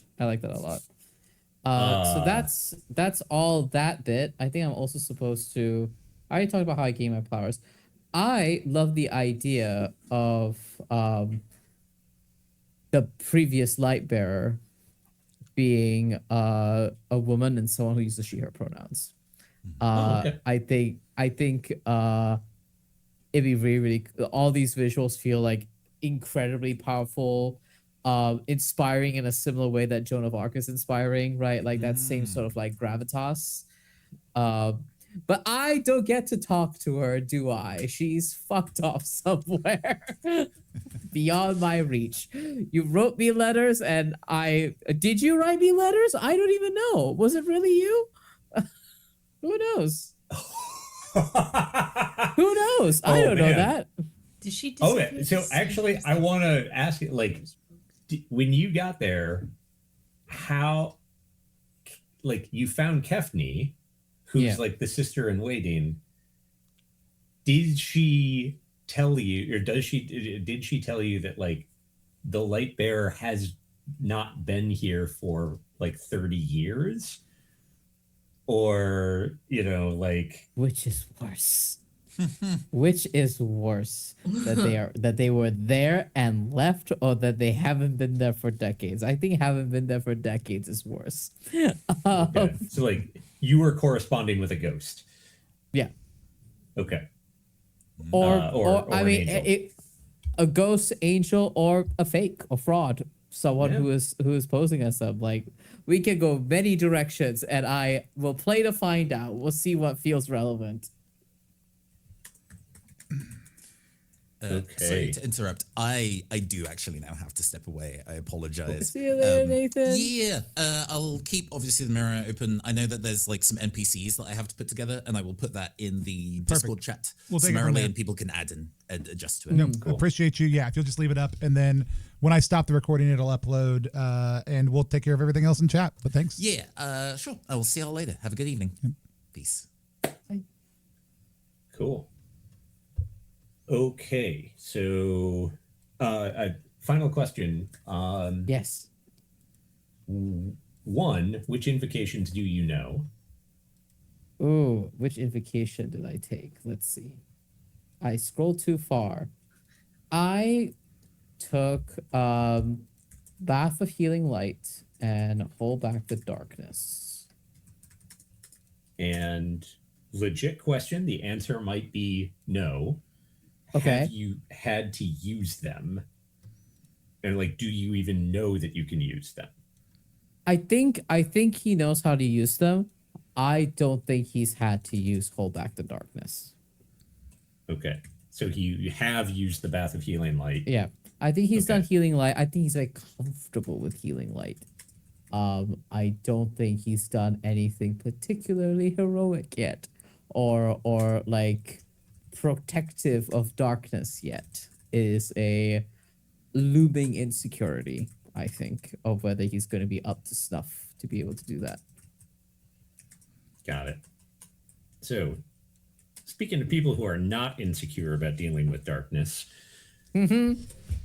actually, that is, well, it doesn't particularly matter in this case. So it That was is a nice not transition. alphabetically next, but it's fine either way. Yeah, they're right next to each other. Sorry, Owena, tell us about your collection. Yes, I have acquired just a couple of things, just a little fun stuff. My major arcana, I think, as we've talked about a lot, is this redwood effigy, which, to read the description that's given, a vaguely man-shaped root of blood red wood wrapped in tattered cloth. Bright blue markings adorn fabric, as do rust-colored stains. It's definitely rust. Don't worry about it. But you know that, after all, you made it yourself. You've bound your flesh and soul to the effigy, and this is the only one you will ever be able to make. So where did I acquire it? I've just thought, like, after the forest folk left, Owena's going nuts, running through the forest, and then gets to the Red Grove, where they were told never to go in, but does go in, because she's looking for the forest folk, and maybe feels like called to this like root of the tree, and just basically hacks out this root of this one tree, and like tears it out with her hands. Like the things that the blood and the fabric that is on it is the ones that she used to like pull it out of the ground, and it just remains on it despite not being like sewn on or tied on, but it is like clinging to this root. So I got it because I dug it out of the doit. So is it okay? So it sounds like this is just like a absolutely just spiritual, intuitive thing where you didn't follow a ritual or anything. You just like felt called to do this and knew the right things to do. Mm-hmm. Awesome. And what did it cost me? This is the part where I was like, I'm taking some liberties, I think. And playing off of the like Lightbringer, like the kind of dichotomy. It cost me the feeling of warmth in the sun or the flame. Anytime I feel burned, it is cold. Darby, get help. What? No. So are you a creature of darkness? I don't think, I'm not at the point where being out in the sun like burns or anything, but it just doesn't feel warm. I'm just always cold. I cannot get cold. I can't feel warmed up by like sitting next to a fire. This like a traditional form of kinship too, sitting around a fire and gabbing. I'm never quite as warm as anyone else, and like being in the sun, it always just feels like it's overcast and like the sun doesn't quite like warm your bones. You know what I mean? It's just a little bit colder. Not like the daylight, not like a vampire sort of level or like a Frankenstein fear of fire, but it's not bringing me the comfort that it should. Love that. And then minor arcana. Sorry. Before we get to that, who else knows about the Redwood effigy? Vassal definitely does, I think. I got a weird little guy. And I wonder if Karna suspects something. Like maybe you've seen me like playing around with this thing. I mean, I will take any and all knives that you wish to send to me. Mm-hmm. I wonder if you see me playing with this thing, you suspect it because you like watch me shiver by the fire, even though it's like roaring and like wearing like heavy furs, even when it's like boiling in summer outside. Always like cold. I love that. Yep, so I'm it's like into a suspicion of something. Yep, I love that. Yep, happy to do that. Yep. Mm-hmm. In fact, I just think you've just seen it. Like, I think you've just seen this thing. Fiddling with it. And then, when did like you've absorbed or it has absorbed an injury, right? What is the injury that it absorbed, and how were you going to take it? Like,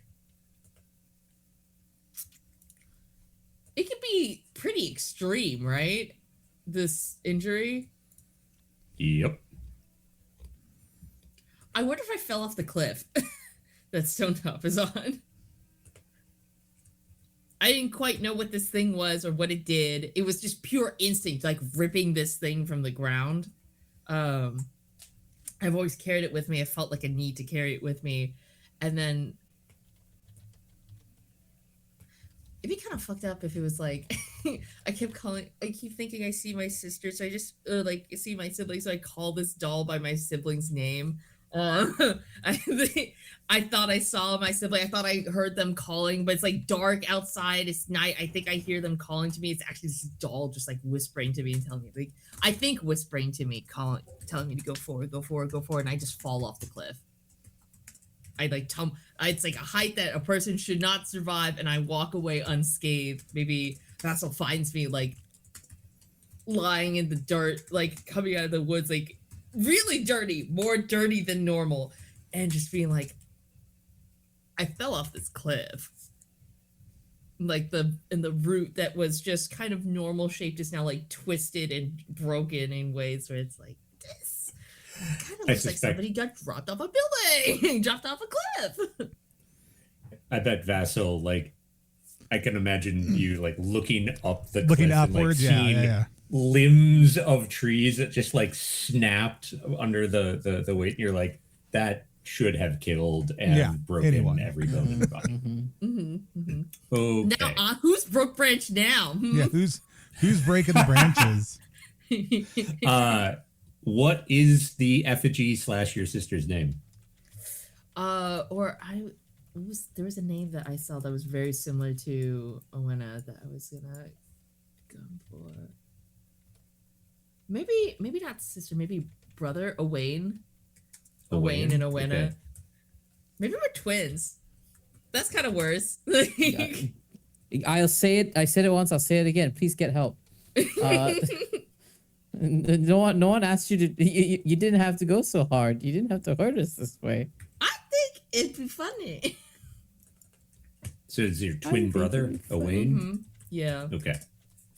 I absolutely love the fact that you like talk to the little dolly and call it by your brother's name. That is just creepy as fuck. All right. So speaking of other creepy things, what were your minor arcana? So the minor arcana I pulled were at base they are a creepy cave, a rusty steel blade, and a stretched vellum. I have the one that I would like to be unlocked is the flaming sword because I just think that's funny. A flaming sword who's burning, I can't feel, but it does still burn. You know what I mean? So flaming sword. Choose another one that's not yet mastered. I think I'm going with a stretched vellum. So it's just more like weird things. It's got looping glyphs of the Green Lords, and so I wonder. I know we talked about being able to read the Green Lords text, but maybe this is stuff that I was not just straight up not taught. Take a look at it. Yeah. Yeah.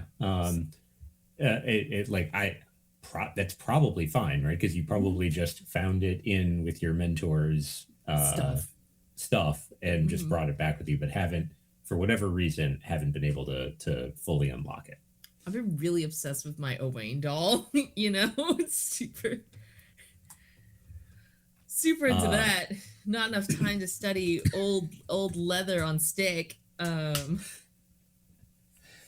Okay, and then the creepy cave is you don't have, but you have a lead on. Mm-hmm. I think another thing on old text that's just like talked about. There's a lot of I wonder if Owen is spending a lot of time just like there's so much text and like books and things to like dig through with a language that she is able to read, but maybe not the most fluently.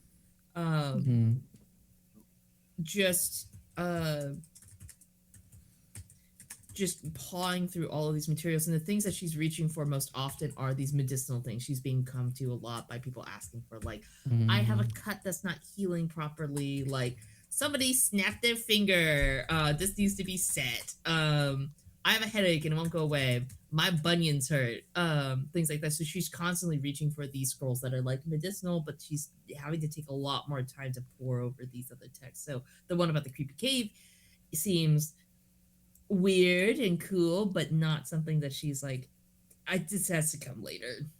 Right. So it's like you have a reference to where you might go to find it, but you've never been there. Yeah. Okay. Perfect.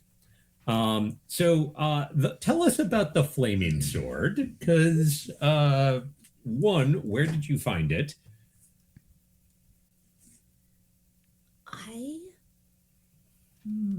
What's a fine blade? Steel blade.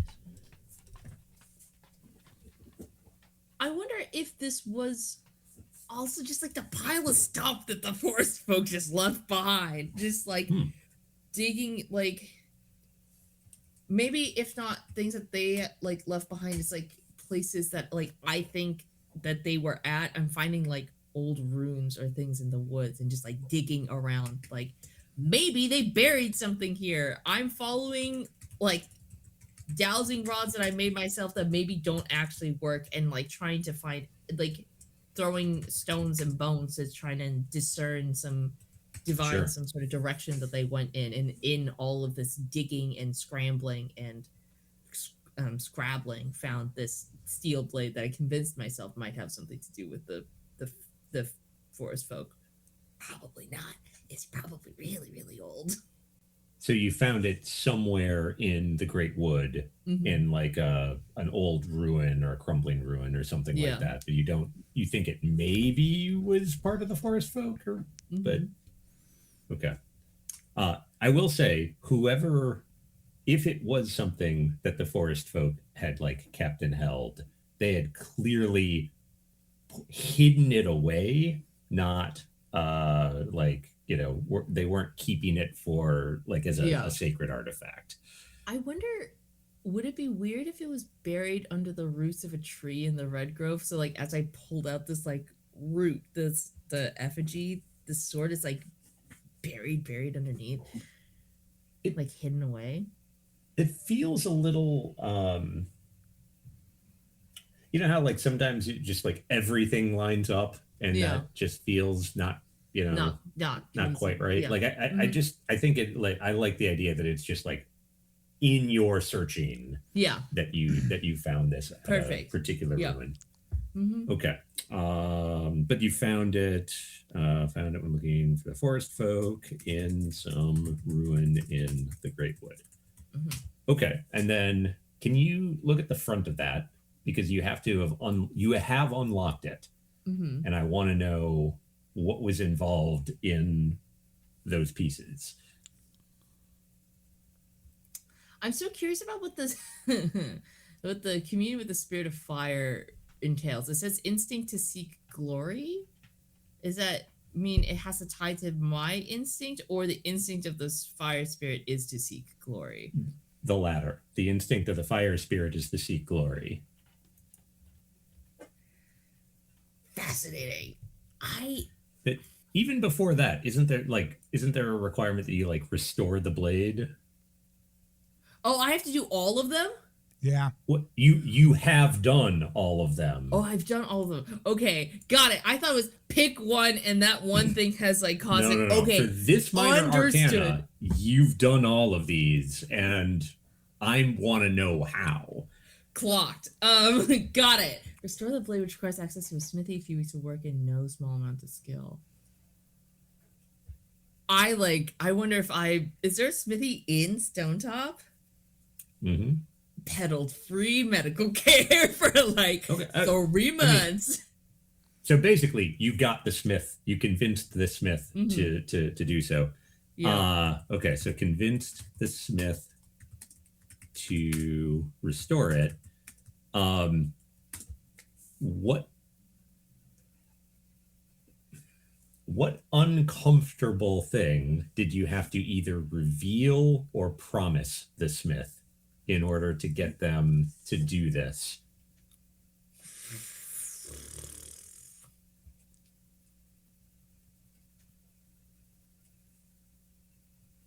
I wonder if the smith wanted to know details of what happened when Owain went missing. Things like, I always said I turned the corner of the tree and he vanished. I was nighttime all of a sudden, but at a certain point that started sounding kind of insane to say. To just one moment, your magic still exists. Was one moment I'm hiding behind. We're playing hide and seek. Turn around the tree. Suddenly it's night. I've not changed. No time passed for me except in the moment that I rounded the tree. Suddenly it's pitch black. You know how people have morbid curiosity about things it's tell me about this horrible little thing. It's this person is wants to pick apart every single detail that night. Something that people, because I was a child, didn't pick at as hard, especially child freaking out. But wanted to know all these details and things. Okay, so we're establishing the smith as a bit of a gossip and okay, I know the type. Yeah. Right, the kind of person that doesn't particularly care about your feelings. They just want the juicy details. They're a trauma perv. We got it. Mm-hmm. Thank you. Yeah. A technical term. Oh my god. Trauma perv is going in the notes. Yeah. All right. Okay, so then after the sword's restored, then what's the next requirement? Commune with the spirit of fire within the steel, who has an instinct to seek glory and convince it that you are worthy to wield the blade. So how did you go about communing with the spirit in the sword?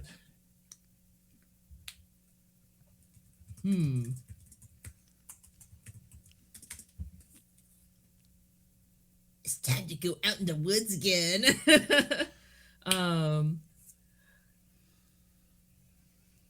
I wonder though if the blade feels hot, but I can't feel it anymore in the normal way. I think it feels cold. You know, when you touch something so cold it feels like it's burning. That's sort of the feeling on the hands. So perhaps I go sit in a fire with it. Maybe not not in a fire, but build a fire ring and just go sit in the middle of it. unbothered, but with this sword, this feeling like kind of icy burn on the hands.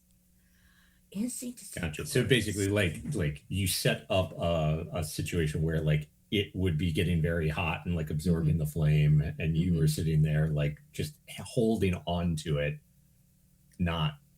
Yeah. Okay. Unaffected, cold, shivering, even. Yeah. Okay. So set up a bonfire basically, and held onto it. Shivering. Okay. Interesting. And I can totally see that like the spirit of the sword, like taking that as a challenge. You having the like strength of will to take this in, like to not be affected or to wield it, when in reality it's just you're cursed and you can't feel the pain that it would normally be causing. Yeah, I'm a thrill seeker for sure. Yeah, bud. Tom's blood pressure is spiking and we're not even in game yet. Listen, I'm also fucking around with fire. Come on.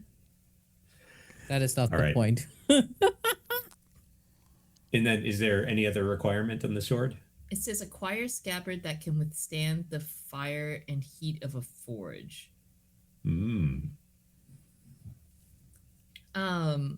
There is this really interesting wood burning technique in Japan. I don't know if you've seen, it's like it makes the wood extremely waterproof and like durable.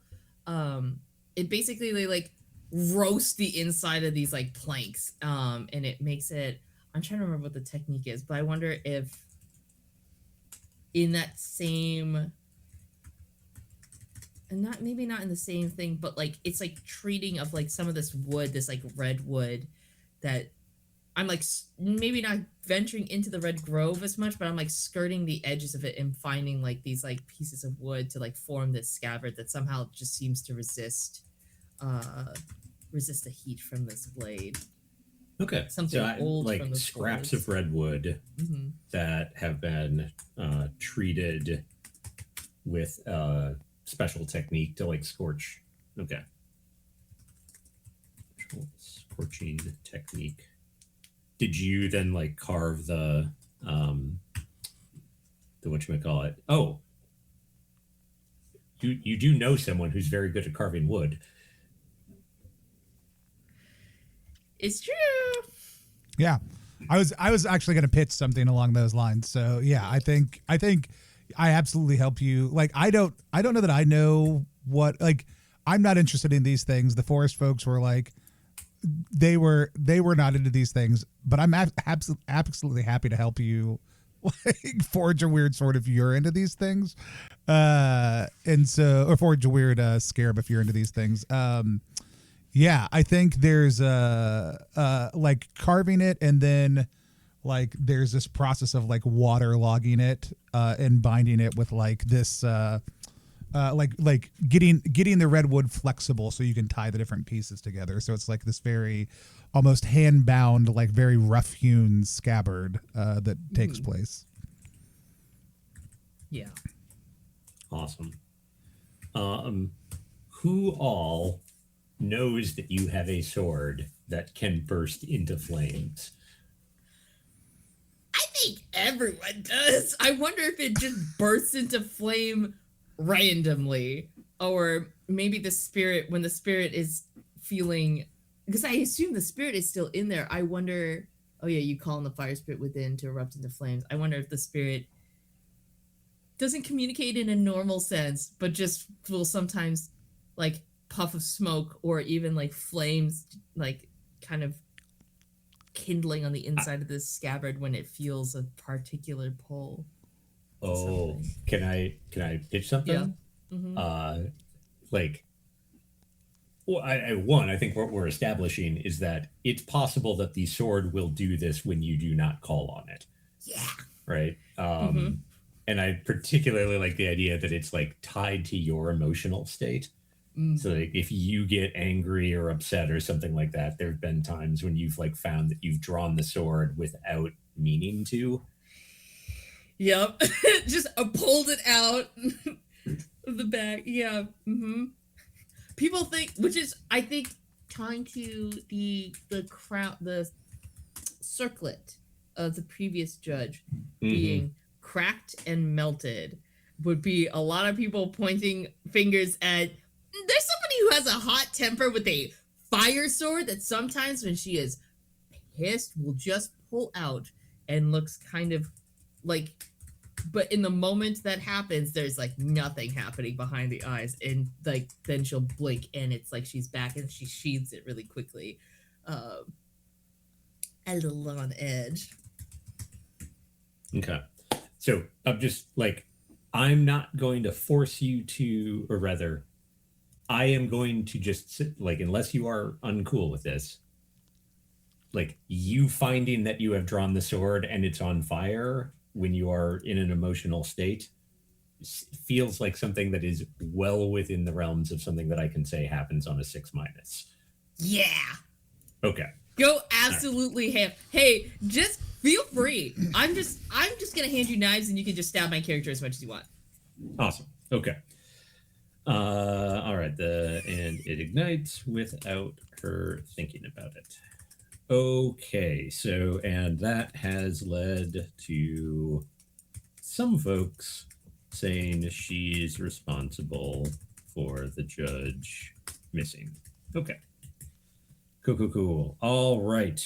Tony, Vasil, something wicked this way comes. Yeah. So,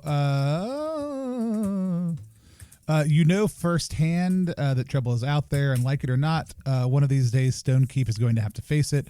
What is it that you're so worried about is the question. That's not what I wanted to do. Hold on.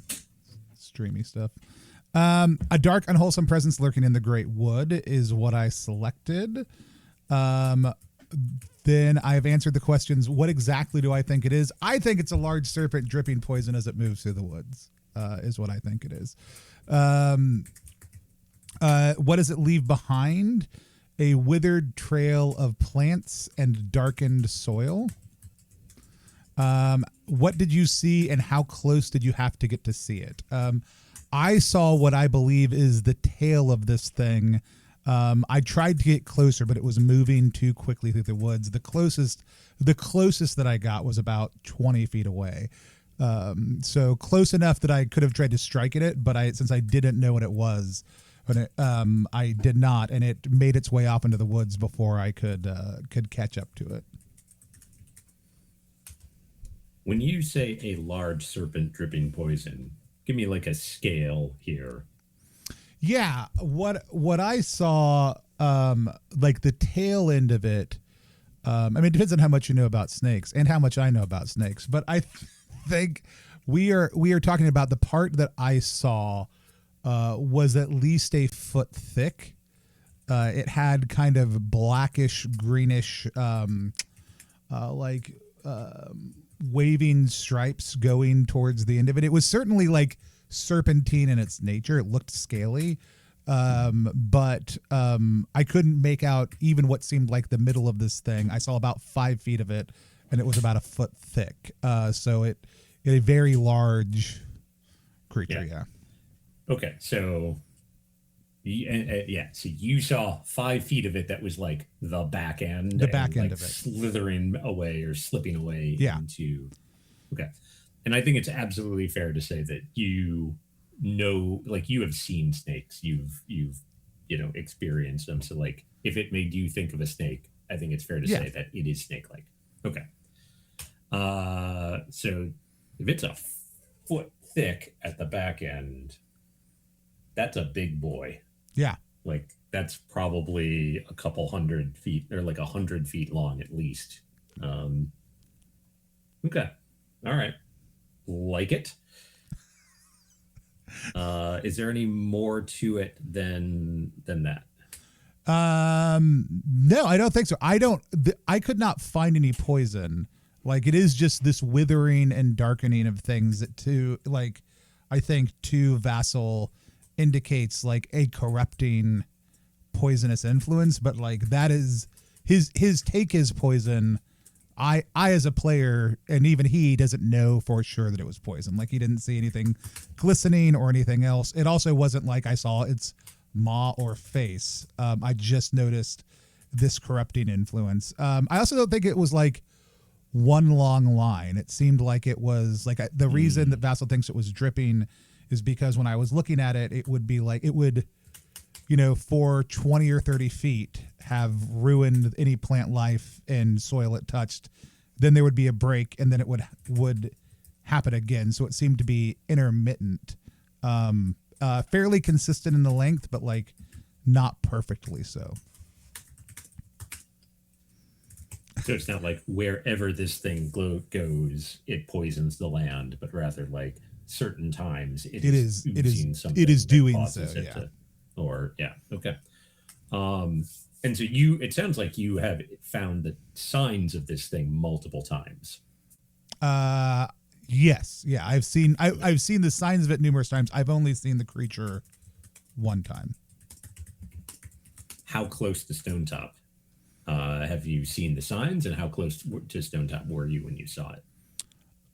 It is, I don't think it's been any closer than about a 3-hour walk out. So closer than I would like it to be. But even a lot of the hunters don't go that far into their great woods. Like they'll stay closer if they can. I think they do sometimes, but just not like it is, you have to intentionally be pushing out that far for a reason.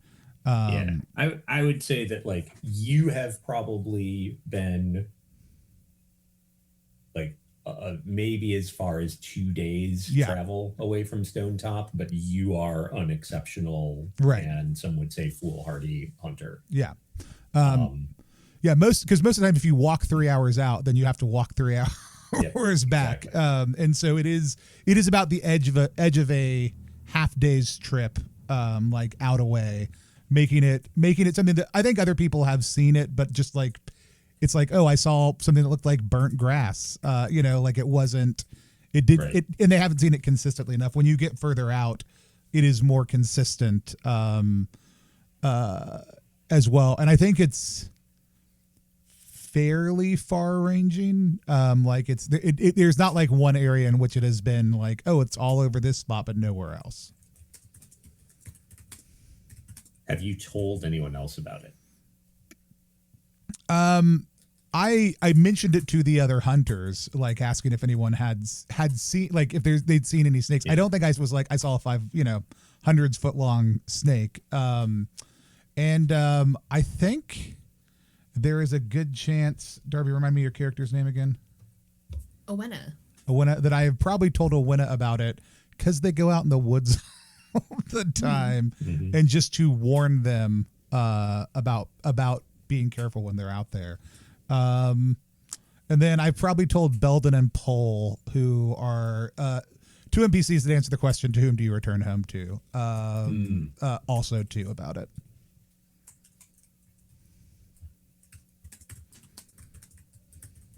So the hunters and Owena and Belden and Pole, close NPCs. Okay. And you're not describing anything completely ridiculous, right? So like there's no reason why anyone would like doubt you on what you're describing, just more worrisome than anything else. Okay, so we've got a case of a disappearing judge that happened maybe like four months ago. We've got a snake that like some sort of monster that is relatively recently moved close to Stonetop. We've got a missing sibling from years and years ago that may or may not be related to the forest folk disappearing. And we've got a light bearer who lived 120 years ago who is corresponding with, and I'm sorry, Karna? Karna, yeah. Okay, and I'm sorry, I keep not being able to tell. Is there an at the end of that? Yeah, it's very short. It's very short. So it's like Karna. So it's like very, very short. Okay, yeah. Got it. Okay. And so there's a light bearer, and so like a new light bearer showed up in town half a year ago, and everyone was like, "What the fuck are you here for?" But you're welcome. Okay, that is delightful. Now, I do think that like this next round of stuff with like the NPCs and the PC connections, I think for this, I want to just kind of dwell on it a little bit, and I'm going to decide if I want us to like try and do some of it over like over the Discord, or if I want to just kind of basically do a starter approach where we just kind of dive into establishing some of that stuff, and I kind of make up PCs that you guys are tied to a certain extent. So I'm going to just think about that a little bit, and then I'll let y'all know. Cool. But what I would like is for one of you, whichever one of you is the most hopeful, I would like you to roll 2d6. Oh God, that because this is how we decide who rolls for the seasons change. That feels like it's got to be Karna out of this crew. I mean, whoever is most hopeful rolls. It's definitely Karna right now. It sure is me. Owen is not hopeful. She's obsessed. Yeah. A distinctly different feeling. 2d6, you said? Uh-huh. All right. 2d6. That is a 5 total. Okay, you've rolled a 5, you add 1 for the village's fortunes, and that's still a 6, which means threats abound. Yay! We did it. Thanks, right. Karna. You're welcome. Hey, my God said pain and suffering, so, you know, maybe this is all part of his plan. Yeah, we're gonna be best friends. Are we? Uh, Are we gonna be best friends? You gonna be nice to me? I'm super nice to you. Are you nice to me? I'm nice to you, but I'm a little worried about you. Why are you worried? Just like blood dripping down the face. Why Don't are worry, you it's not worried? mine. Whispers the name of my missing sibling to this creepy ass dog. Yeah. As long as you say missing, not dead. He's not dead. He's still out there. Okay, last thing I want to do before we wrap things up. Having done all of this, what is each of you most excited about? I want to fuck around in the woods. I want to fuck around in the woods so bad. I'm excited about the threats abounding. True. I'm excited about that. Because here's the thing. These are mundane and supernatural threats. I want to see what comes up.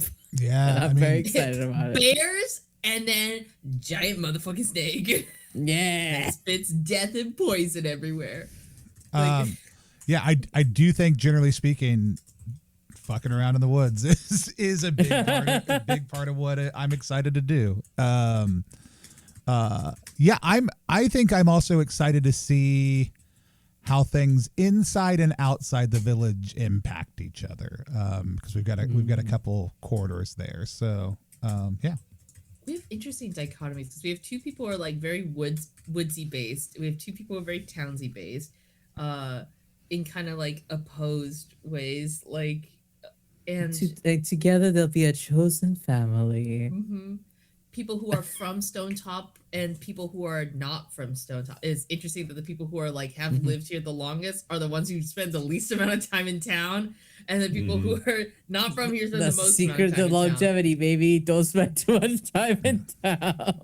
Gotta go in the woods. Can't get killed by monsters in town if you're not in town. That's one way of putting it. That What do you mean there was an earthquake? I was in Homebridge, so it didn't affect me. all right. Okay, so I've got what I need. Okay. Do you guys want to do like a formal stars and wishes at this point, or Since Nathan's not here, let's not. And because I know that Val also wanted to be done in just a little bit. I did have an absolute blast. I am very, very excited. I'm also super down. I will just throw, you should decide because it's your call, but I'm super down to do the other rounds of stuff in Discord. Like I love between session, like diving in, doing little world building. I've never done formal love letters, but I do love like a little bit of light PB play by post stuff in between sessions. So like I'm super about that if that's what the way we end up going. I'm also fine if we just jump in too. I'll put this in Discord also, but I did want to remind people, Lucy, who did all the art for Stonetop, is going to do character art for us. So now that we know who our characters are and what they look like, getting little short art briefs, I think what we're going to ask for is like, describe your character. And I think that should include both the things you chose in the boxes, but also items, other stuff like that, things that came out in play. And then like, a simple scene that they might be in that we can just use to suggest tone of the person as well to Lucy will probably be helpful. Jeremy, when I post that, if you have more insight into that, because you've worked with Lucy and I haven't, as far as what will be helpful, feel free to toss that in. But just a reminder to folks, we'll have that also. If I made like a Canva like mood board thing with that, if you do a Canva and mood board thing, I'm sure that's helpful. Fuck yeah, because I love just like slapping what I an do image and too. being like, this thing. Here's a couple of words. This, like this, different color. Yeah. Or no color, I guess, for this one. Yeah. A suggestion of color. The idea of color. The purple is implied.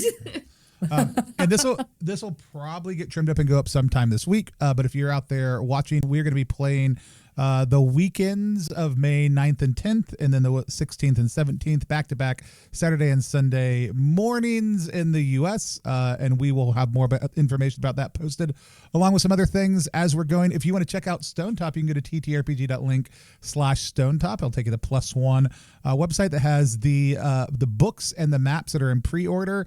They are mostly done being printed at this point in time. I know we're over halfway through the printing process, and they should be to the U.S. by the end of May. So they will be on a boat while we are playing. But feel free, go check it out. Get your pre-order in. Jeremy, anything else you want to shout out?